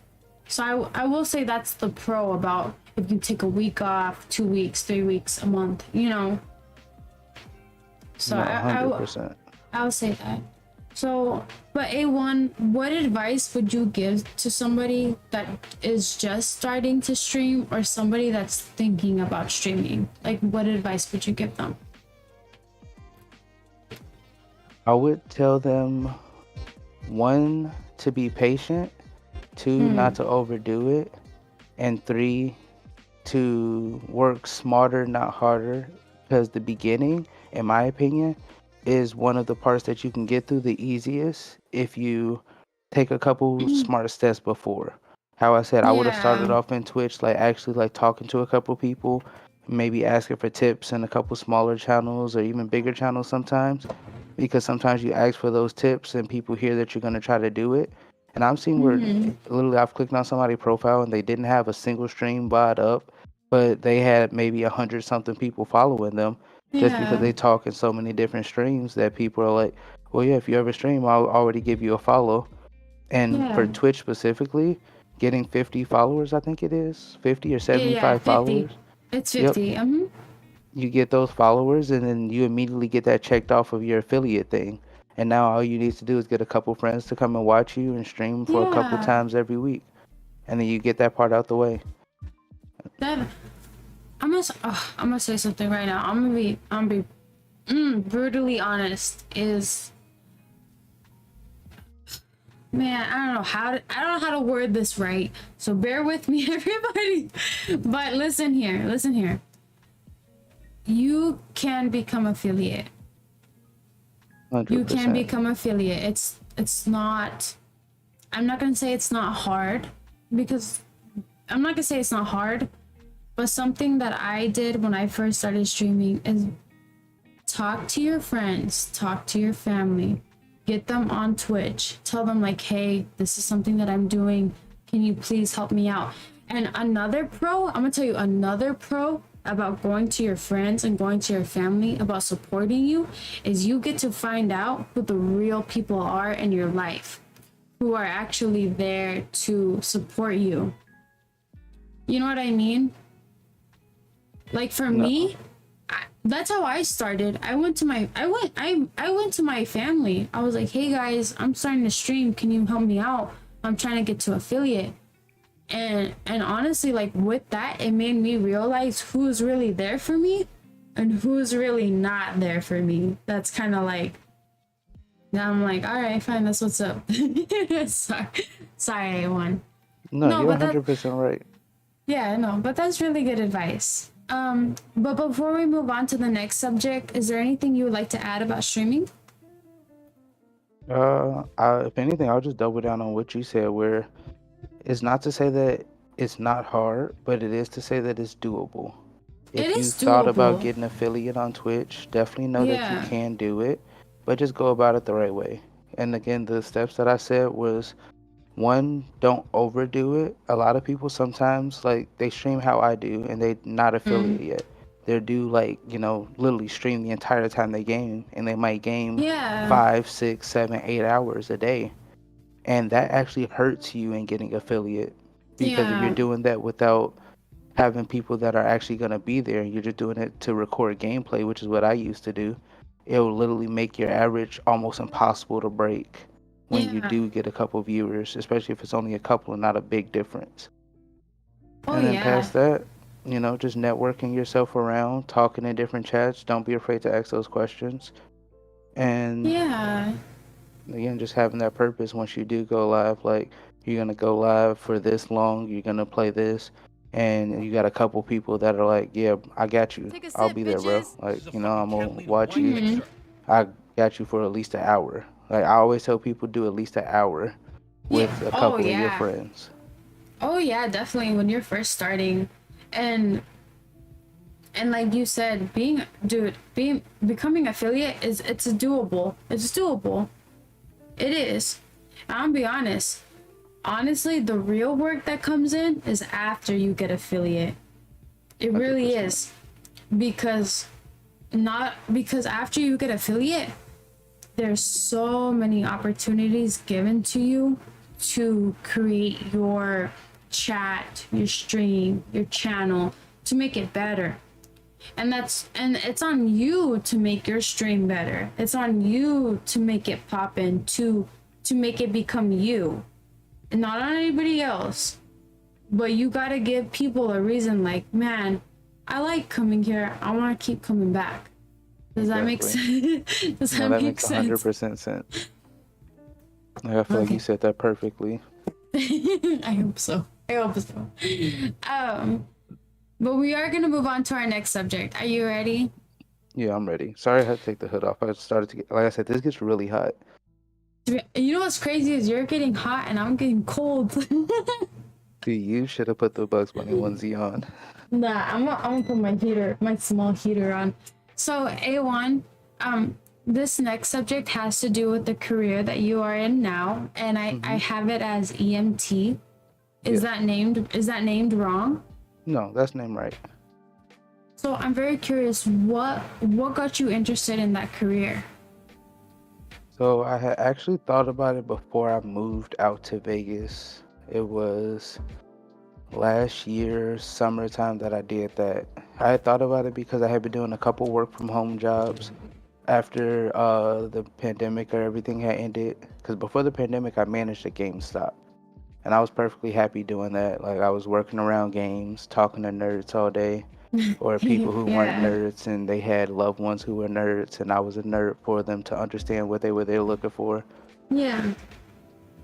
So I ended up in the EMS field after I moved back from Vegas. I had some issues that occurred living out there with the person that I was living with, and I ended up coming back home with no real idea on what I was going to do for work because I had left my job that I was doing out there. And I ended up getting an email inviting me to a class for an EMT program. And again, I Okay. had thought about doing it before I left. I just never really looked into it. So I decided to go ahead and take the class because they said that we could work while we were in the class. And I was just looking for work anyway. I ended up taking the class, passing that, and then passing the national certification test that you needed to be a nationally recognized EMT. Okay. And yeah, I just full committed after that. Like, going through the Yeah. class, it was stuff I had learned before in some of my college classes. And past that, I've always kind of had a passion for helping people. After I had a couple injuries of my own in high school that stopped me from playing sports. So it kind of just ended up working out for me like that. I can see that. I can see that. How long have you been doing it for now? It's been a year now that it's back to January. I started at the beginning of last January where I started my class and then started working for them. And yeah, I've actually only been doing the EMT thing though since this past September because that's when I passed my national test. So I started Okay. working for them in January. We finished our class in April because our class was like semi-accelerated. Normally it would take like 1 to 2 semesters if you do it at a college, depending on like what their acceleration is. Okay. And yeah, I finished in April, and it actually took me a little bit to pass the test, genuinely. Like, it's an Okay. adaptive test. It's not one of the easiest ones I've taken, because normally I am pretty good in like schoolwork and testing and stuff like that. Yeah. And I did self-teach myself to pass the test. Like, I had the school that I did with them, but their schooling was more so for the job that I do now. While to pass the Yeah. test, I had to learn like a lot more in depth about the body, about how to care for it and Oh stuff like yeah. that. So I can see that. How would you describe the life of an EMT? I will say it could be one of two things because they use EMTs a lot more on the lowest level of the medical field versus a paramedic or somebody that you would see if you normally call 911. Normally, if you call 911, it's an EMT and a paramedic, or a paramedic and some kind of maybe advanced EMT or something like that. Take a sip, bitches. But on a regular day-to-day basis in and out of hospitals, there are EMTs like me that work with other EMTs. And we do a lot of simple things where it's like we just continue care for people while they're either going to or from home because they were clear to go. Or sometimes we take people to the hospital if they don't seem super emergent, like we're not Yeah. dying right now, and I'm working Yeah. with another EMT. Then yeah, me and that EMT go pick that person up and we take them to the hospital and we monitor their vitals and stuff like that to make sure nothing bad happens along the way. But all Okay. of that stuff is pre-decided by our dispatch and the system that they have set up there when the details come through. So sometimes we do get calls that aren't supposed to be for us. Like, this person really needs a paramedic or somebody higher to come take care of them. And then we have It's, to report those things and let them know so they can get the proper people out there. I can see that. So, was being an EMT was it something you? Let me. Hold on, I'm so sorry. Was it what you thought it would be? Does that make sense? Yes and no. I will say there's a lot more of a relaxing side to it than what I thought would be. Like I thought it was literally gonna be like nonstop. We're always doing something, which does happen a lot of the time. Like even on the regular side where I said we're just transporting people to the hospital or from the hospital back home or to like a nursing home or to go have surgery somewhere else. That happens a lot as far as those transports go, but sometimes it's not happening. Sometimes people are just either in the hospital or at home and they're not going to and from, and it's not Mm-hmm. medical emergencies that, at least are on the lower level. Sometimes it's some on the higher level. But like I've seen times where even when I was working on an advanced level rig where we are on for 24 hours and we barely get any calls. Oh, okay. And that All was the right. part I found surprising. Whereas like sometimes, the higher level you work, the less you have to worry about things because nothing bad is really happening. Shot time. Which is what I find as a good thing, especially with how I look at life overall. Like now doing this field, if I have a slow day, that means it was a blessed day for everybody around me. Nobody Yeah. got hurt, nobody needed Yeah. medical services. They all just either continue getting better or they're already well. No, I can see that, and I definitely agree with that. A1, we gotta take Yeah. a shot. So all my liquor's gone, but I do have this beer here, and I think I've already missed out on a couple sips anyway. Yeah, will you chug the whole thing and I'll take a shot? I think I can. I want to say Alright. it's like just under halfway. Tiny, thank you so much. I appreciate you, sir. Thank you, thank you, thank you.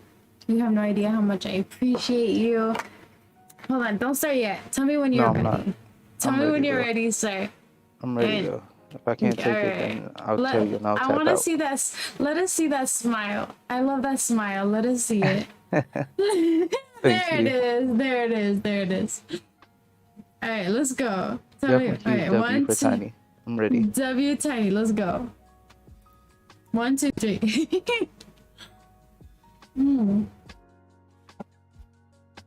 Oh, oh, that hurts.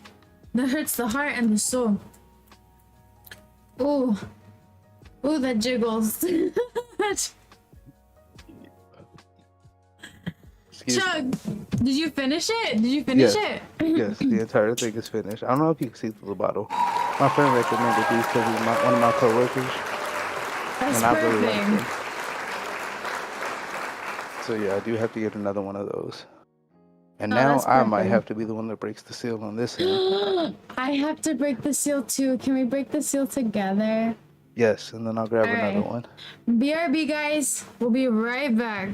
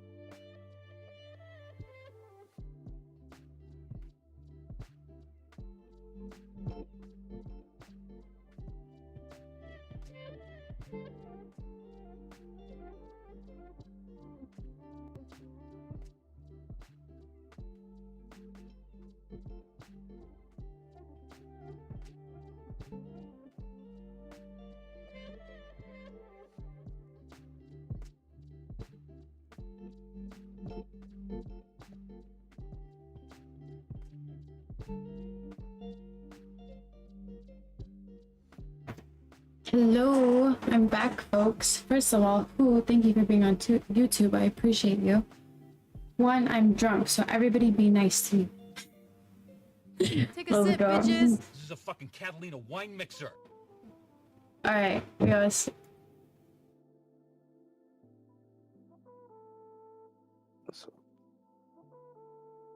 All right. Hello. Are you ready for this next question? I believe I am. Yes. Shot time. So I owe another shot. Can you are you gonna chug that whole thing? I just opened it, so I might not chug it, but I will Maybe- drink it until I run out of breath. All right, perfect. Talon, thank you so much. I appreciate you, sir. I appreciate you, sir. You're not even supposed to be doing that. You better chill out, Talon. You better chill out before I carry you again. Just kidding. Gunfighter wants a sip on top, apparently. Yes, definitely. And Talon wants to take the shot with us. So Oh, Talon, W Talon. no, Talon the W. Talon is a W. I'm he is. I'm Talon's ready down when for you like all are. the smoke. I love Talon so much. Like sitting in his streams are always the best. Like he doesn't duck anything that you guys send at him. I'm ready to do another one when you're Yep. ready. You ready? Let's go. Cheers. Cheers. Cheers.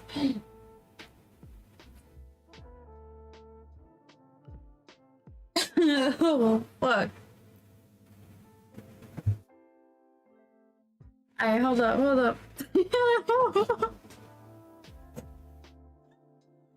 Yeah, I know you're doing the hard stuff. Are you good? I'm good, bro. I'm straight as fuck. I'm straight. We're about to party. We're gonna party like Cardi B. I'm straight as fuck. Alright, real quick. Thank you again, Talon. Your W, thank you. What is something that is not in training that you wish you would have been taught? As far as like military training went? No, with EMT. Oh. I would say more so just about how to pass our national test.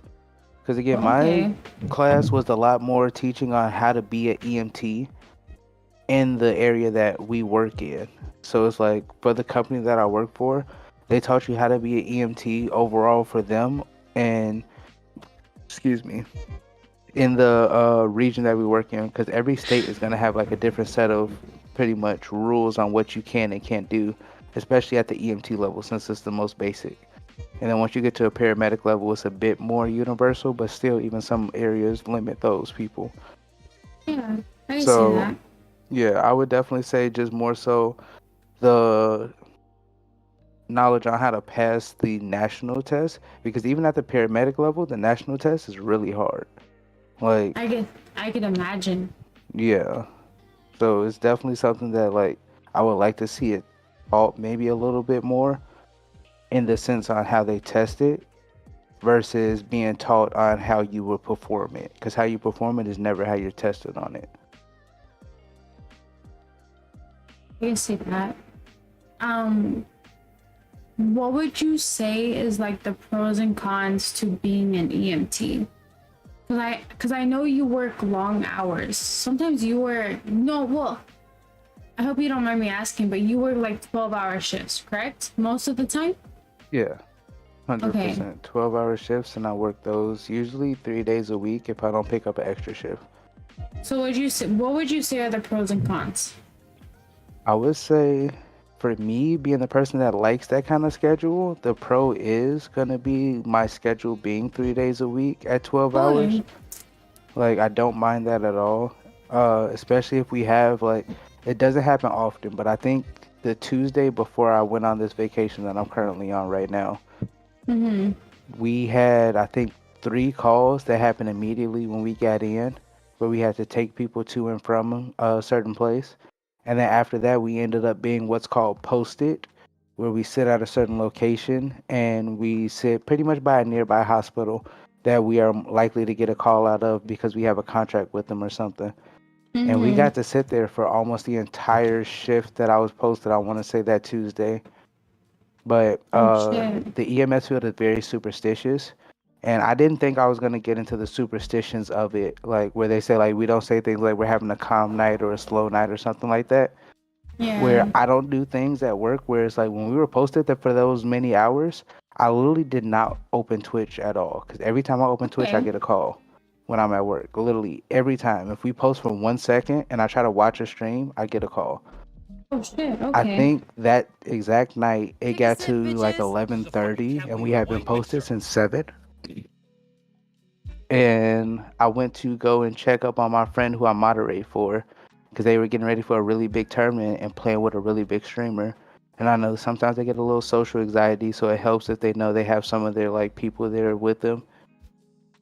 Yeah. And yeah, right when I pulled that up, we got a call.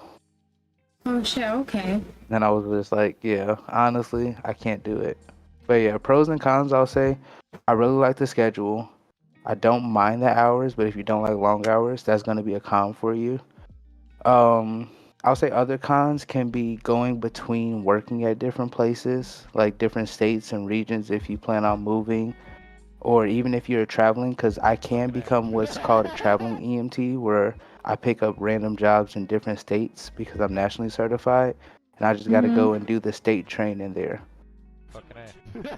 Shot time. But I would say it's a lot more pros because I feel like that's a pro in itself, being able to travel around and do stuff like that. Hmm. Being able to kind of have alternate ways that you can make your living while doing whatever else you might want to do. Like specifically with me being a streamer, if it comes to the point where I can actually full-time stream, then I can still do that on the side part-time just because I like doing it. I do enjoy the job, like being able to help people Yeah. and just being there for people, especially for some of the simple transport we do. Like people are always really happy to be in the ambulance with some people that they know can take care of them if need be. Definitely. I can see that. I can see that.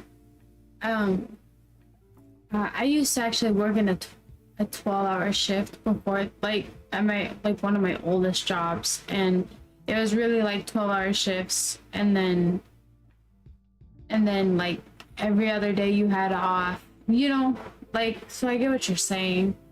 Um, I owe another shot. How much can you drink of your drink? Where are we at here? I think we're almost at the same place I was at last time. I'll try to chug this whole thing with you again, but I Thank don't you. want I you to have appreciate that. to what was the movie that I had sent you? Because I've only ever watched that movie with my dad. I missed out on so many movies, but it's the movie with the I dead can't think of guy. the movie. Yeah, it's the I movie don't. with the dead guy where I it's like can't think of Party at it. Barney's or something like that. Where like Oh, I know who you're talking about. I've never seen that movie. you haven't? Oh my god, my dad made me watch so many old movies, but that's actually a really funny movie. Where it's like they Oh, literally got something this like dead guy. Bernie. Yeah, like Something like something Bernie. that like Party at Bernie's or something like that, where they just like carrying around this dead guy trying to make him seem like he's Yeah. alive. But Yeah. this is for Oh, Salty and Weekend at Bernie's. Talon. Yep. W Remy. Definitely, yeah. No, thank Talon and Salty. Salty, W I love you, Salty sir. W Talent. Salty, what are you even doing awake? But I will do it with no hands. I will do it with no hands. I'm gonna do it. Oh, that's Ooh. hot. Hold on, I'm not gonna stand up for the next 10 minutes. And I'm gonna lick the tip too. Oh, oh, Here we okay. go. Ready? Mm.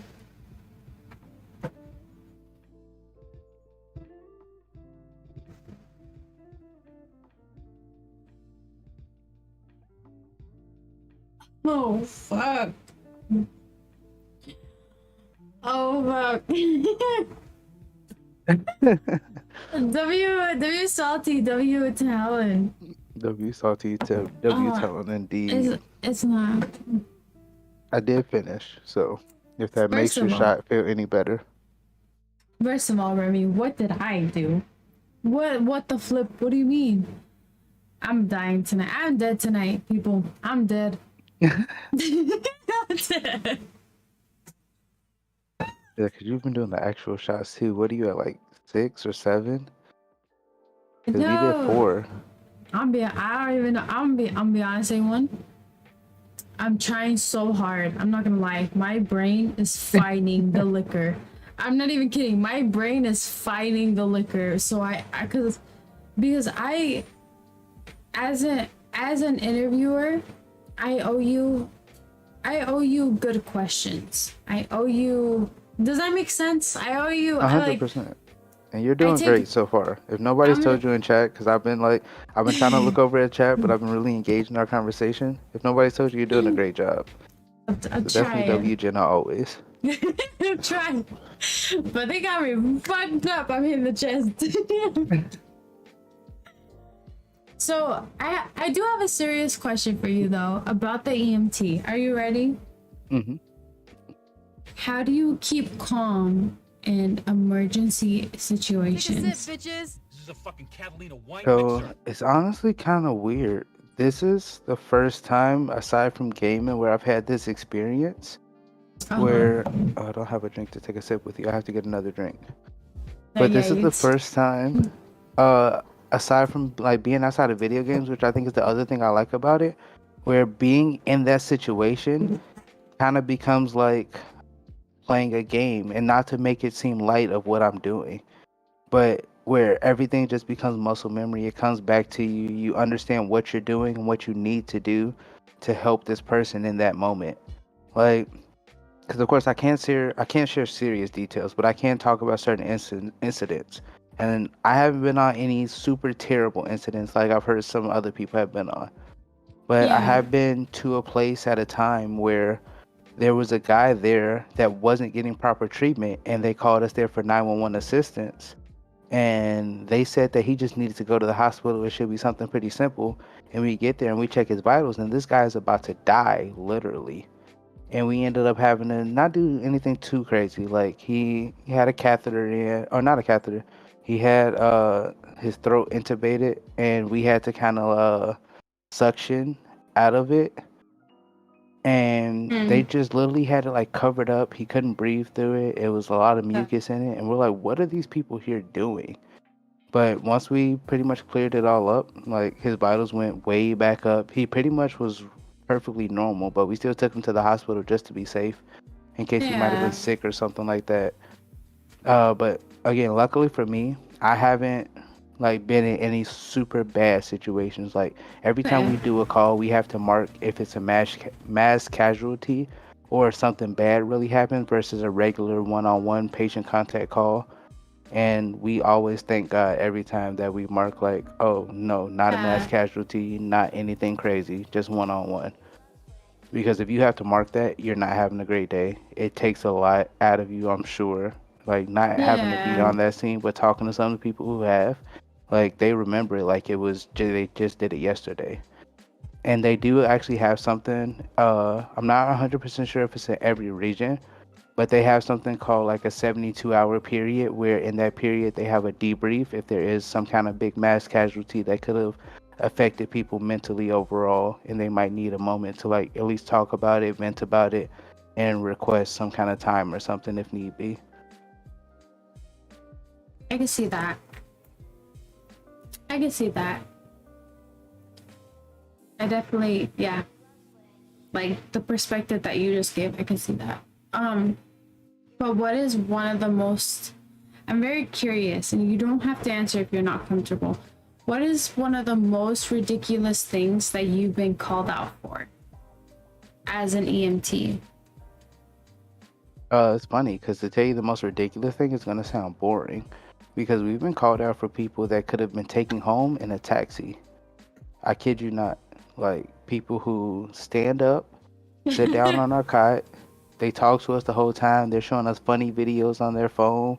We get there and they're like, oh, you don't got to take the cot out. I can literally get up and walk into my house or wherever we taking them. And they just want to walk in. They don't even want to be brought in on the cot. They're like, bro, don't do all that. Like, come on. And we just put in our report, patient requested to get up off of cot and exit ambulance at their own will, because we got to do a report for every call. So that's why I say that would be funny, because that would be the most boring story. Whereas like we get called out sometimes for literally people that could have been taken home in a taxi, but the ambulance or the hospital already has a contract with us. They know that we'll get there, so they'll, do whatever they got to do to make this person get taken home by an ambulance. Well, no. Yeah, but that's not boring though. Like what I asked you, what was ridiculous, and that's not boring. That is ridiculous. It's like, come on, man. Like now you're about to spend $5,000 on something that you could have probably spent 20 bucks depending on, you know, the No, situation. literally. I can't tell you that much because I actually had that pop up on a call one time. I kid you not, Jenna. A lady was about to get sent Welcome to home the regular, cum zone. where it was like either somebody comes and drive you or you take what's called a med car for a couple $100. Yeah. She paid $2,570 something is what it costs to ride in one of our My ambulances. heart. We don't do anything until we once we put on like a pulse ox or something else like that, just a pulse ox that sits on your finger. It's like another $500. She paid Yes. that outright before the hospital called us for us to come pick her up and take her home. So that's why I said it gets that ridiculous sometimes where we get work just because people don't want to go home the regular way. That is crazy. That is crazy. That is crazy to be. We also owe a sip. We also owe a sip, sir. Oh, let me get Nah, another bro. thing. Okay. I promise I'll be quick on this one. I just grabbed it out of the refrigerator. Nah, you're good. We want to see the outline anyways. I don't know if you heard me. Adjurays, thank you, cutie. Oh, Bubbles. Bubbles, welcome in, beautiful. How are you doing? I hope your Friday is going good. I hope your Friday leads into a good weekend. And that's not just for you, but that is for everybody. Thank you for being here. Thank you, everybody, for being here. Thank you for being here at the interview. Thank you for welcoming in the new people. I appreciate you all. And we're feeling it. We're feeling lit. Here we go. I paused for extra sec, so hopefully it showed for you. Yes, sir. You owe like 3 extra sips. All good. I'm gonna say that right now.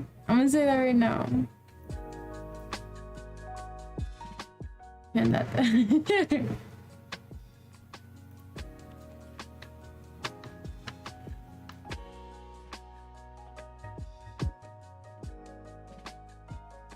That's right, sir. You take those sips. You put that down your throat. That's what I said. Oh, good. Luckily, I got a good recommendation on the beers that I got this time. Real quick, Bubbles, again, welcome. Welcome to the cum zone. Welcome in. Ooh, oh shit. Oh, my bad. Okay. So my next question for you is, before we move on to the next subject, what advice would you give to people that are thinking about becoming an EMT? I would say to them that regardless of where they go to do their training, know that they can still learn everything that they need on their own. Like, the biggest thing you could do in the medical field, at least in the EMS field, is get your national certification in whatever level that you're like practicing at, whether that's EMT, because you can get EMT and paramedic and stuff like that just at a state level. But to get your national level in those things, really, one, takes up the amount that you can make, and two, makes up the amount of options that you have, which also affects the amount of you can make. Okay. So just understanding how much you can do on your own. Like, yeah, it takes a lot. I think I still tried to stream in January, but from February all the way to September, I just stopped streaming, where it was like 3 to 4 months, I think it showed on my profile. I stopped streaming, and I literally only, I was just studying and all my free time, taking care of my dad, doing practice tests. I think it took me 4 tries total to pass my national certification test, and you get 6 tries overall. Oh shit, okay. Whatever. Yeah, they give you a lot of tries because the test is not an easy thing. And I'm not ashamed to admit it, because some people do pass on their very first time. But at the same time, we all go through different levels of training that teach us different things. Because even the partner that I work with, I believe he passed on his very first time. But me and him kind of shared an experience when we first got there, how he was a lot more book smart, but I was a lot more street smart on what we were going to do. And we kind of gave each other that respect where we balanced each other out and have even learned some things from each other since we've been working together and become really good friends. Okay, you see that. Alright. So excuse me. You're The beers are good. catching up. Sir, you are good. You are more than good. We are going to move on though. I hope you're ready. This is Would You Rather. Are you ready? Oh, These this are about is to fun. get these are about to get spicy. Are you ready? Okay, I'm ready. Would you rather have sex with the next person you make eye contact with or the last person you had an argument with? Next person I make eye contact with, because I don't look a lot of people in the eye. Like, Ooh, literally, okay. like, I'm just kind of always in my own world, in my own zone. Like, I have headphones in 90% of the time listening to music. So people can come talk to me and I won't even always look at them. So I can Yeah, definitely okay. choose wisely who I look in the eye. Like, if it counts over, Ooh. like online, like, I got your stream pulled up right now. I'm looking you in the eye. But yeah, 100% that Okay. one. All right. Next. Okay. So the next Would You Rather. Also, chat. You guys. Right, Sorry. honey. I'm bubbling. I can't even talk. If you guys have Would You Rather questions, you are more than welcome to ask. I'm gonna take a quick sip. Okay. Here it goes. Would you rather suck every guy off at the last party you went to, or masturbate in front of your two closest friends? Masturbate in front of my two closest friends. All right. Why? Because I might have a watching kink, and if I'm gonna do that, I'm probably gonna do it at least in front of something that is attractive to me, which Okay. 9 times out of 10 is gonna be an attractive woman. So Ooh, it's like if they're gonna sit there okay. and watch, they can sit there and watch. I don't care. Okay. All right. Fine. W answer. All right. For my last Would You Rather question, and chat, if you guys have any for A1, please ask now, because this is the last question. But would you rather shove a pineapple or a coconut up your butt? Probably a coconut. I know it's hairy, but pineapples are sharp, so that might like cut you. Like, and if I have no other choice, like I'm like tied up, and it's like I'm gonna put one of these up there, so either you pick or I pick. I'm gonna say coconut, and I'm gonna cry still, but it's like Nah. I'm not gonna be destroyed by the pineapple spikes.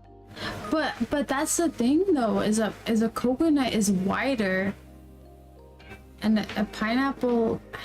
Right, but pineapple got spikes, so it's like, like certain things are made to expand. I know from experience being on the other side of it. Damn. That's good. Okay. This is a question from chat. Are you ready? It might be. Would you rather sleep with your last ex or your first ex? That's a good question. If we're talking just sleep with, Yeah. I guess I would say maybe my first ex, because I never slept with my first ex, and we were together for a very long time, non-sexually, like Ooh, all okay. romantically. Okay. I guess While you- my last no. ex, my last ex, we were sexual before we ever even talked about being in a relationship. And after being sexual, that's when they started bringing up being in a relationship. Okay. And although I did let myself get pressured into it, it was one of the most loving relationships I did have until it ended. Okay. Okay. So yeah, I would say my first ex, just because I never had that experience. That is a W answer. I'm not gonna lie, that's a W answer. That's a W answer. Alright. If nobody in chat has a Would You Rather question for A1, we are gonna move on to the next subject, which is sorry, I can't talk because I'm drunk right now. Which is one of my favorite subjects. I am drunk. I'm feeling very drunk. I'm not gonna lie, I'm feeling very I feel drunk. it with you, so you're not alone. Alright. It's called A Hypothetical Scenario, and this involves an orgy. Are you ready? Yeah, this sounds fun. Alright. A1. Let's say you go to an orgy. You can choose 4 other people, but half of them, so 2 other people have to be men, and the other ones are females. You can choose whoever you want in the world, dead or alive, celebrities, famous or not. Who are you choosing? 4 other people, but 2 of them have to be men. Yes. Well, I want people who I aren't have gonna to be write boring. this down. I have to I write want this people who aren't gonna be boring and are like definitely gonna be down. So I don't know how many celebrities or people I might pick because I don't keep up with them super often. But they don't have But to be a celebrity. It could be whoever you want in this world. Whoever you want. It's a hypothetical scenario. So who do you yeah, want? that's what I was gonna say. So I think I'm gonna like mix it up a lot here. Okay. I'm gonna go. Okay. I'm gonna go first. Scarlett Uh-huh. Johansson, who I think is like Ooh. Black Wasp or whatever. What's her name? Black Widow. Yeah, I think Oh. that's Black Widow from Avengers. Ooh, those tits. Okay. Yeah, she gets invited. Alright, who else? You need 3 other people. And And 2 of them then have to be men. right, 2 of them So- have to be men. I think I already know the 2 men because like I don't know 100% many men that are 100% gonna be interested in this. So I think to be safe and not be judged, I'm gonna invite men that I know that won't judge me. So I'm gonna Okay. invite one of my closest homies. The Price is Right. He's actually not here tonight, but he is a VIP / 6-man mod in my stream. So whenever I don't have a mod, he's like, "Bro, just give me the sword. I got you." And he starts modding for me. Okay. The Price is Right 3. Uh-huh. And then I'm gonna ask Persistent Valor to come with me because he's always horny. So I know he won't let me down if like me and him show up. Like everybody's getting the shit fucked out of them because he's always Alright. horny. He's never like horny is always horny. Okay, okay. You need one more person. Who is it gonna be? So the one more person again, like it can't be boring, and because I don't know a lot about a lot of other people, but I know this person has like a really intricate taste in like what they like. Of course, I'm gonna invite Gunfighter because like it's never a boring time with Gunfighter's there. Like either she's gonna Alright. like ruin the time for everybody, or she's gonna make it a great time for everybody. Alright. Alright, perfect. So we have the people that you chose. Here is the scenario. And we're gonna go a couple rounds. So in Oh the man, the scenario. scenarios. This is scary. Now that I added Alright. Gunfighter, I should have left her out. Alright, here we go. So in the scenario, you are going to an orgy. The people that you have chosen are at that orgy. But here is round 1. On the first round, this person gets up. No, this person, okay, I'm gonna just say it. This person gets screwed in their ass by everybody in the orgy. Who is it? Is it A, B, C, D, or E? Oh man, I have to pick without knowing who it is. Yeah, it's random. This is randomized. So who Oh, is this getting is scary. screwed in the ass by everybody? Okay. D. D? 'Cause D is about to get D'd by everybody. So oh shit, I almost fell. I almost dropped that. So persistent is getting screwed in the ass by everybody in this orgy. Persistent. Ain't no way. At least no one of them was way. Scarlett Johansson. No, they're still in here. We're not done yet. Just wait. Hold up. Alright, hold up. Okay, are you ready? Hold on. Alright, in the second round, this person ends up with an incurable STD. Is it A, B, C, or D? B. Stop. A1, you chose yourself. I had a feeling it was gonna be me. I never get the best Stop. luck. Damn, you were close too. Okay, Damn. hold on. You were so close. Couldn't even Okay. have fun in my own party. Damn, I can't believe you got an incurable STD. Not everybody else gets to have fun without me. Stop. Okay, in the third round, this person gets their genitals electrocuted by everyone. Who is it? A, B, That or sounds C? horny. C. It's The Price is Right. It's your longest friend. Yeah, he would like that. Stop. Really? What? Like that? He's one of my wildest friends. I promise you. Like he would love to be here for this right now. That He is might be that asleep is or he might be gaming. that is funny as fuck. All right. So on the last round. Okay. So in the last round, one person gets everyone's name branded, and this is from. And hold up, real quick, guys. I give credit to Gamerbro, Angie, and Dev. They helped me with this part. But in this round, on the last round, one of the two people gets their name branded by everyone in the room. And I mean branded like a cow or horse. And the other person gets their balls and pee-pee torched. A1, you have to pick who is getting what, A or B. We'll start with the first one. Wait, it's just A or B this time? Yeah, so these are the last two people. But we'll start Okay. with this one. So the person that you're about to pick, A or B, gets their name branded. Or no, gets branded by everyone's name that's B. joined the orgy. B? Yeah. Stop. It's Gunny. Let's go. Gunny, stop. She's tough. She'll Alright. hold on. She'll be okay. Well, Scarlet gets their balls and Scarlet gets their vagina like torched. So there's that. She's Black Widow. She There- could take it. That was part of like assassination training or something like that. Sorry, Gunny. Yeah, Gunny definitely just got everybody's name branded on her. Alright. Are you ready? Are you ready to move on to the next subject? I'm actually super excited. I'm very curious about this part. I think so. So this is called the big debate. This has to do with Dragon Ball Z. Are you ready? Oh, okay. I think I'm ready.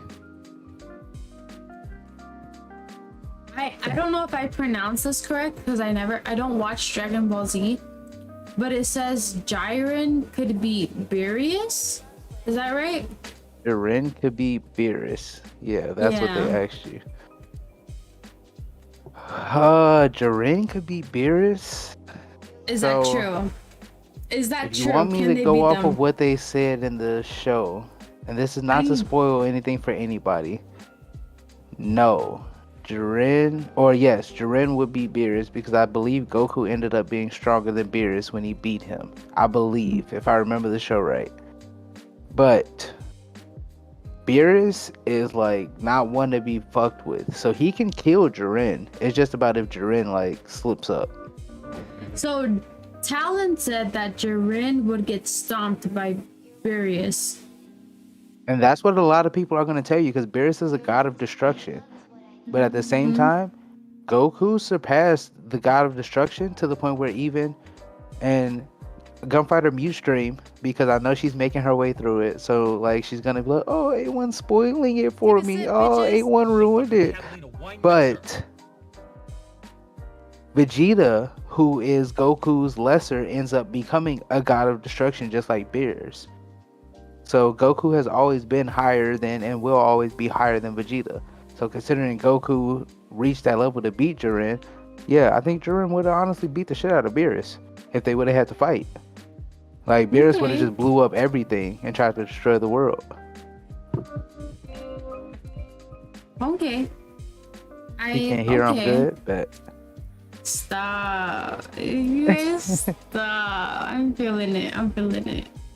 No, that's great. I don't know. I haven't seen DBZ. I know I've been waiting on you to join us in the anime channel. I thought maybe you just watched it all and you were like a pro. But you No, definitely got to join us one day. stop. Like even if you just jump in randomly, it's really easy to keep up with, especially once we get to the later episodes, because they spend so much time talking about what happened before. Like it is literally Gunfighter hates it, but it's literally dragging. Like it's just it drags on so much. So They don't have filler Talon, episodes, but they do. so Talon says we have not seen Beerus at full power. Is that true? Technically, yeah. Because when Beerus, as far as I know, I'm not going to say like I'm a super anime fan. I've seen Super, but apparently they came out with more episodes since the tournament I didn't know about. We saw Beerus kind of get upset at the Earthlings when he got there, and I think he fought Goku for a little bit before he decided to train them or whatever. He fought Goku and Vegeta, but at the same time, like, yeah, like I said, he's a god of destruction. So of course he didn't unleash his full power. His full power is meant to destroy worlds and universes. Okay. So no, he was just kind of fucking around with him. He was like, "Oh, y'all kind of strong. Okay, I fuck with y'all. I'm gonna teach y'all some stuff if y'all, really keen to it." A1, I have to break the seal. Is it okay if I be right back? Jenna, you are like a mind reader for me. Like we're here. We're here together. I got Plus, you. I'm like BRB super hot, chat. so I might unzip for a sec.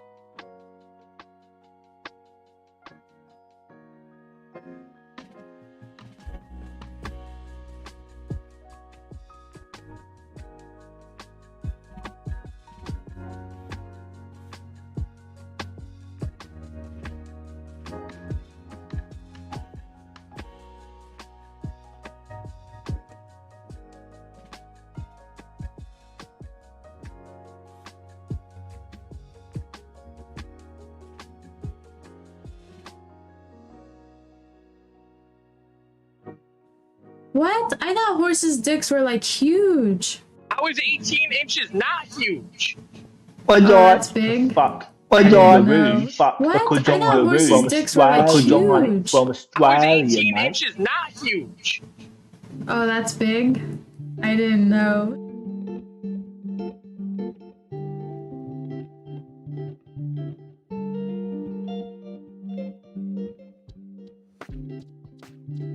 What? I thought horses' dicks were like huge. How is 18 inches not huge? Oh, that's big. I didn't know. What? I thought horses' dicks were like huge. How is 18 inches not huge? Oh, that's big. I didn't know.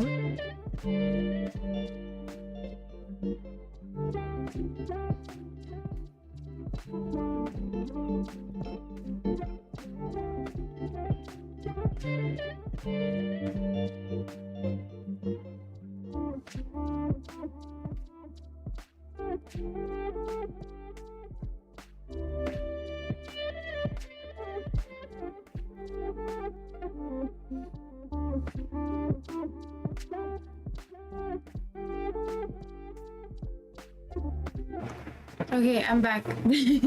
Sorry. Sorry guys, I'm back. Okay, I am here.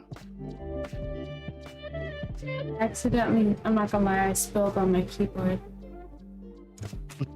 It happens. I'm not. You're okay. Yeah, I did. I spilled on my keyboard. Alright, guys, UP, you know what, Vixen? I can't help it. So, guys, just so you know, hold on. Sorry about that. No, you're good. Don't be sorry. You're good. Chat, just so you guys know, we are coming to an ending. So if you guys have any questions for A1, please ask now. But A1, what? Just, I'll take a sip with you. I'm gonna take a sip. Take a sip, bitches. This is a fucking Catalina wine Oh, mixer. I'm gonna take another one. Salty, thank you, sir. Salty, Oh, thank you. definitely. Fuck that. Shot time. So I owe another shot. Can you finish your drink? Oh yeah, easily. I think so. Oh, It's like alright, more let than me take halfway this done, I shot. think. And then I have a question from you from chat. Okay. Alright, let me know when you're ready. I am ready whenever you are. Alright, 1, 2, 3, let's go.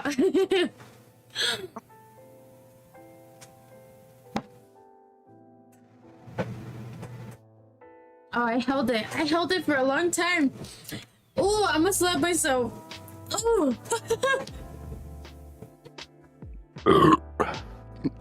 Excuse me. Sorry. Ooh, okay. Yes, Talon, that is exactly what I'm drinking. That's what was recommended to me by one of my coworkers. A1, this is a question. Oh, fuck me. God damn. Tiny, thank you so much for the biddies. I love you. I love you. Sir, I'm so drunk. I love you. You know I love you. But thank you so much. This is a question from chat, specifically from Vixen. Do you have a baby mama? If not, do you want one? Sadly, I do not have a baby mama. Yes, I do want someone to have my child. Funny enough, I talked about this with a couple people where it's like, growing up, I always thought I would have kids by the time I was like 25 or older, like before I was 30, because my parents are like very old. So, like, not to like talk about them in a bad way, but yeah, my parents are like older to the point where by the time I was in middle school, my dad couldn't even really play basketball with me because his back was so bad, to the point where he started having surgery and stuff. And I take care of him now. My mom, she's younger, but she's still, oh, excuse me, beer's catching up. She still gets around. She still skates, like roller skates and stuff like that. She actually got me into roller skating, to like roll bounce and stuff like that. Like, I've been doing that since I was a kid, because that's just what it is in the skating community. But yeah, no, I definitely don't have a baby mama. I have no kids anywhere that I know about, that I have been told to me. But yeah, I'm definitely looking for somebody to have a kid, just so I can see what one of my kids will look like before. Yeah, That's a W answer. That's a W answer. so yeah, if anybody's volunteering, my whispers, my DMs, everything is all open. Actually, Okay, it's open. all wide open. Just like let me know that's what you're there for. Cause yeah, I've been single for a while also. Probably because I wear bunny suits on stream. I'm gonna be honest. Can I tell you something about me? I don't know. I'm weird. Always. I'm not just looking for anybody. I don't know. For me, it's more like I'm picky. I don't know if it's more like picky, but like, man, I just don't want somebody petty. I want somebody that's more of like, they're more logical versus emotional. 100%. I feel you on that. Yeah, definitely. I'm gonna tell you something right now. I'm gonna tell you right now, with kids, definitely with kids, because I grew up. So when I was in the 2nd grade, my parents divorced, and it's something that it's taught me over the years is I don't want to use my kids as a leverage in a relationship. Does that make sense? That 100% makes sense. Because I come from the same background. Like, my parents divorced early on, and it was definitely a fight between the two of them on me. Bro, I'm the oldest. I'm the oldest, and my parents always used me as the middle person. Dude, I'm gonna tell you, oh bro, my parents used to use me. So like, my mom would be like, so my dad, when my mom was picking us up, I would go out to the car and she'd be like, my mom would ask me questions, and then I'd be like, okay, so like, yeah, we did this, and she'd be like, you go inside and you ask your dad about blah blah blah blah blah. So I would go inside and I would go back inside. I'd go ask my dad. I'd be like, so my mom asks, and then he'd be like, you tell your mom that I say. So I would always be the middle person. Like, if my mom and dad like ever had to talk, it's because I used to have to go back and forth. I completely understand that life. Like, 100%. But I'm gonna Like I say said. something. Yeah. But because of that, I'm gonna say right now, like, I don't want that, man. I'm not gonna No. use my kids. Nah, fuck that. I want the literal exact opposite of what I had growing up. Like the exact opposite. Yes, To the point where it's like, even if I definitely. have like a baby mother that I don't end up with, I want to still have a Yeah, positive relationship with her and my child. Where it's like, me and definitely. my dad got to know each other in my adult years of life because of how negative the relationship was with him and my mother, to the point where they still don't even really talk as much as she tries to accept him in, because my mom's side of the family is a lot different than my dad's side. And real Yeah. quick, to answer Gunfighter's question, Road Bounce is a skating movie. Remy, I appreciate you having me, and you should definitely watch Road Bounce, Gunfighter, because Team America was like, okay, I guess. She told me to watch that movie, and I'm like, she talks so much shit about cartoons, and then she tells me to watch a movie with puppets in it, and I'm like, I guess this is cool. Like, I finished it, and I was like, okay, that wasn't bad. Like, Yeah, it had some no, cool scenes. I watched Team America and I You was like, all did? right. Nice. And I was like, okay, all right, puppets. No, that's funny Take a as fuck. sip, bitches. Oh, we owe a sip. We do owe a sip, sir. I can get another beer. The beers aren't hitting me too bad. So give me one sec. I Ooh. gotta show print again and then go get that. I got you. Chat, just so you guys know, we are very close to the end of stream. So if you have any questions for A1, if you have any questions for me, please ask now. Like I said, ooh, Vixen, stop. Vixen, you're dirty. Vixen, you're dirty, but I love you. I love you. Nah, you dirty, but you dirty. You a little spicy, but I know that already. Yeah, I didn't see the outline. Did I miss anything? Because I didn't see the outline. I'm gonna say right now, I didn't get to see the outline. God damn it. I'm drunk. I'm drunk.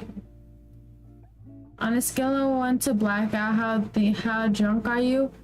Well, first of all, I thought drunk was bunk. I'm gonna be honest, I'm about a 7. I'm about a 7. Yeah, Vixen! She read my mind! I just hit my teeth. I just hit my teeth. Alright. Alright. So A1, Yes. we are coming to. Ooh, make sure to take your sip. But we are coming very close to the ending of the interview. Perfect. Just 'Cause I have one beer left actually, and I just dropped this bottle cap because the liquor is starting to hit me. well, I'm gonna let you chug that. Will you chug that half? Yeah, you said you took a shot, yeah? Ooh, You okay, took a sip. Grumps. I'll take a sip. But this is a question from chat, and this is something that involves your last stream. Is what is your beef with bananas? I remember that. I remember you don't like bananas. So what is it? No. Why? Not a banana fan, not a watermelon fan. I've just never liked them the entire time growing up. Like, they just always make me feel sick whenever I ate them. I don't know what it was about them, but it was just something about the way that they tasted. Where Like the texture? it might have been a texture thing. I was never 100% sure. Like, it was just more so like, I guess you could say the texture, because it was just something about the way that they tasted every time I ate them. Like, growing up, I hated that fruit. I hated watermelon. I hated apples. And like that, it hasn't changed for me yet. Where it's like I eat them and I'm like, oh, this is pretty good. Like, even over the subathon, I told you when you were in there and you were like, just shove it all down your throat. I literally started to do that because, like, I don't want to say this in the wrong way, but I could shove it all down my throat. But it made me feel sick the moment I opened the banana and could smell it. Like, I was just like, What? oh, this is not nice. Like, I should have tried watermelon because watermelon has less of a smell. For me, watermelon is just nasty because it tastes bland. Bananas are nasty for me for a totally different reason, which, yeah, I say it could be a texture or something like that. First of all, this is a question from chat. Do you even like pineapple on pizza? I don't. I'm gonna say that right now. I don't like I do like pineapple on pizza. Pineapple, strawberries, peaches, oranges, like certain fruits like Stop. those I really love. like mangoes. I love fruits like those. So pineapple on pizza, I love with barbecue sauce, chicken, and bacon or spinach. If you want to be healthy. Well, hold on. First of all, stop because I'm hungry now. I'm about to order Domino's just because we're talking about pizza. First of all, Remy's out. Remy's out. I don't like pineapple on pizza. Why do? Okay, tell me why you like pineapple on pizza.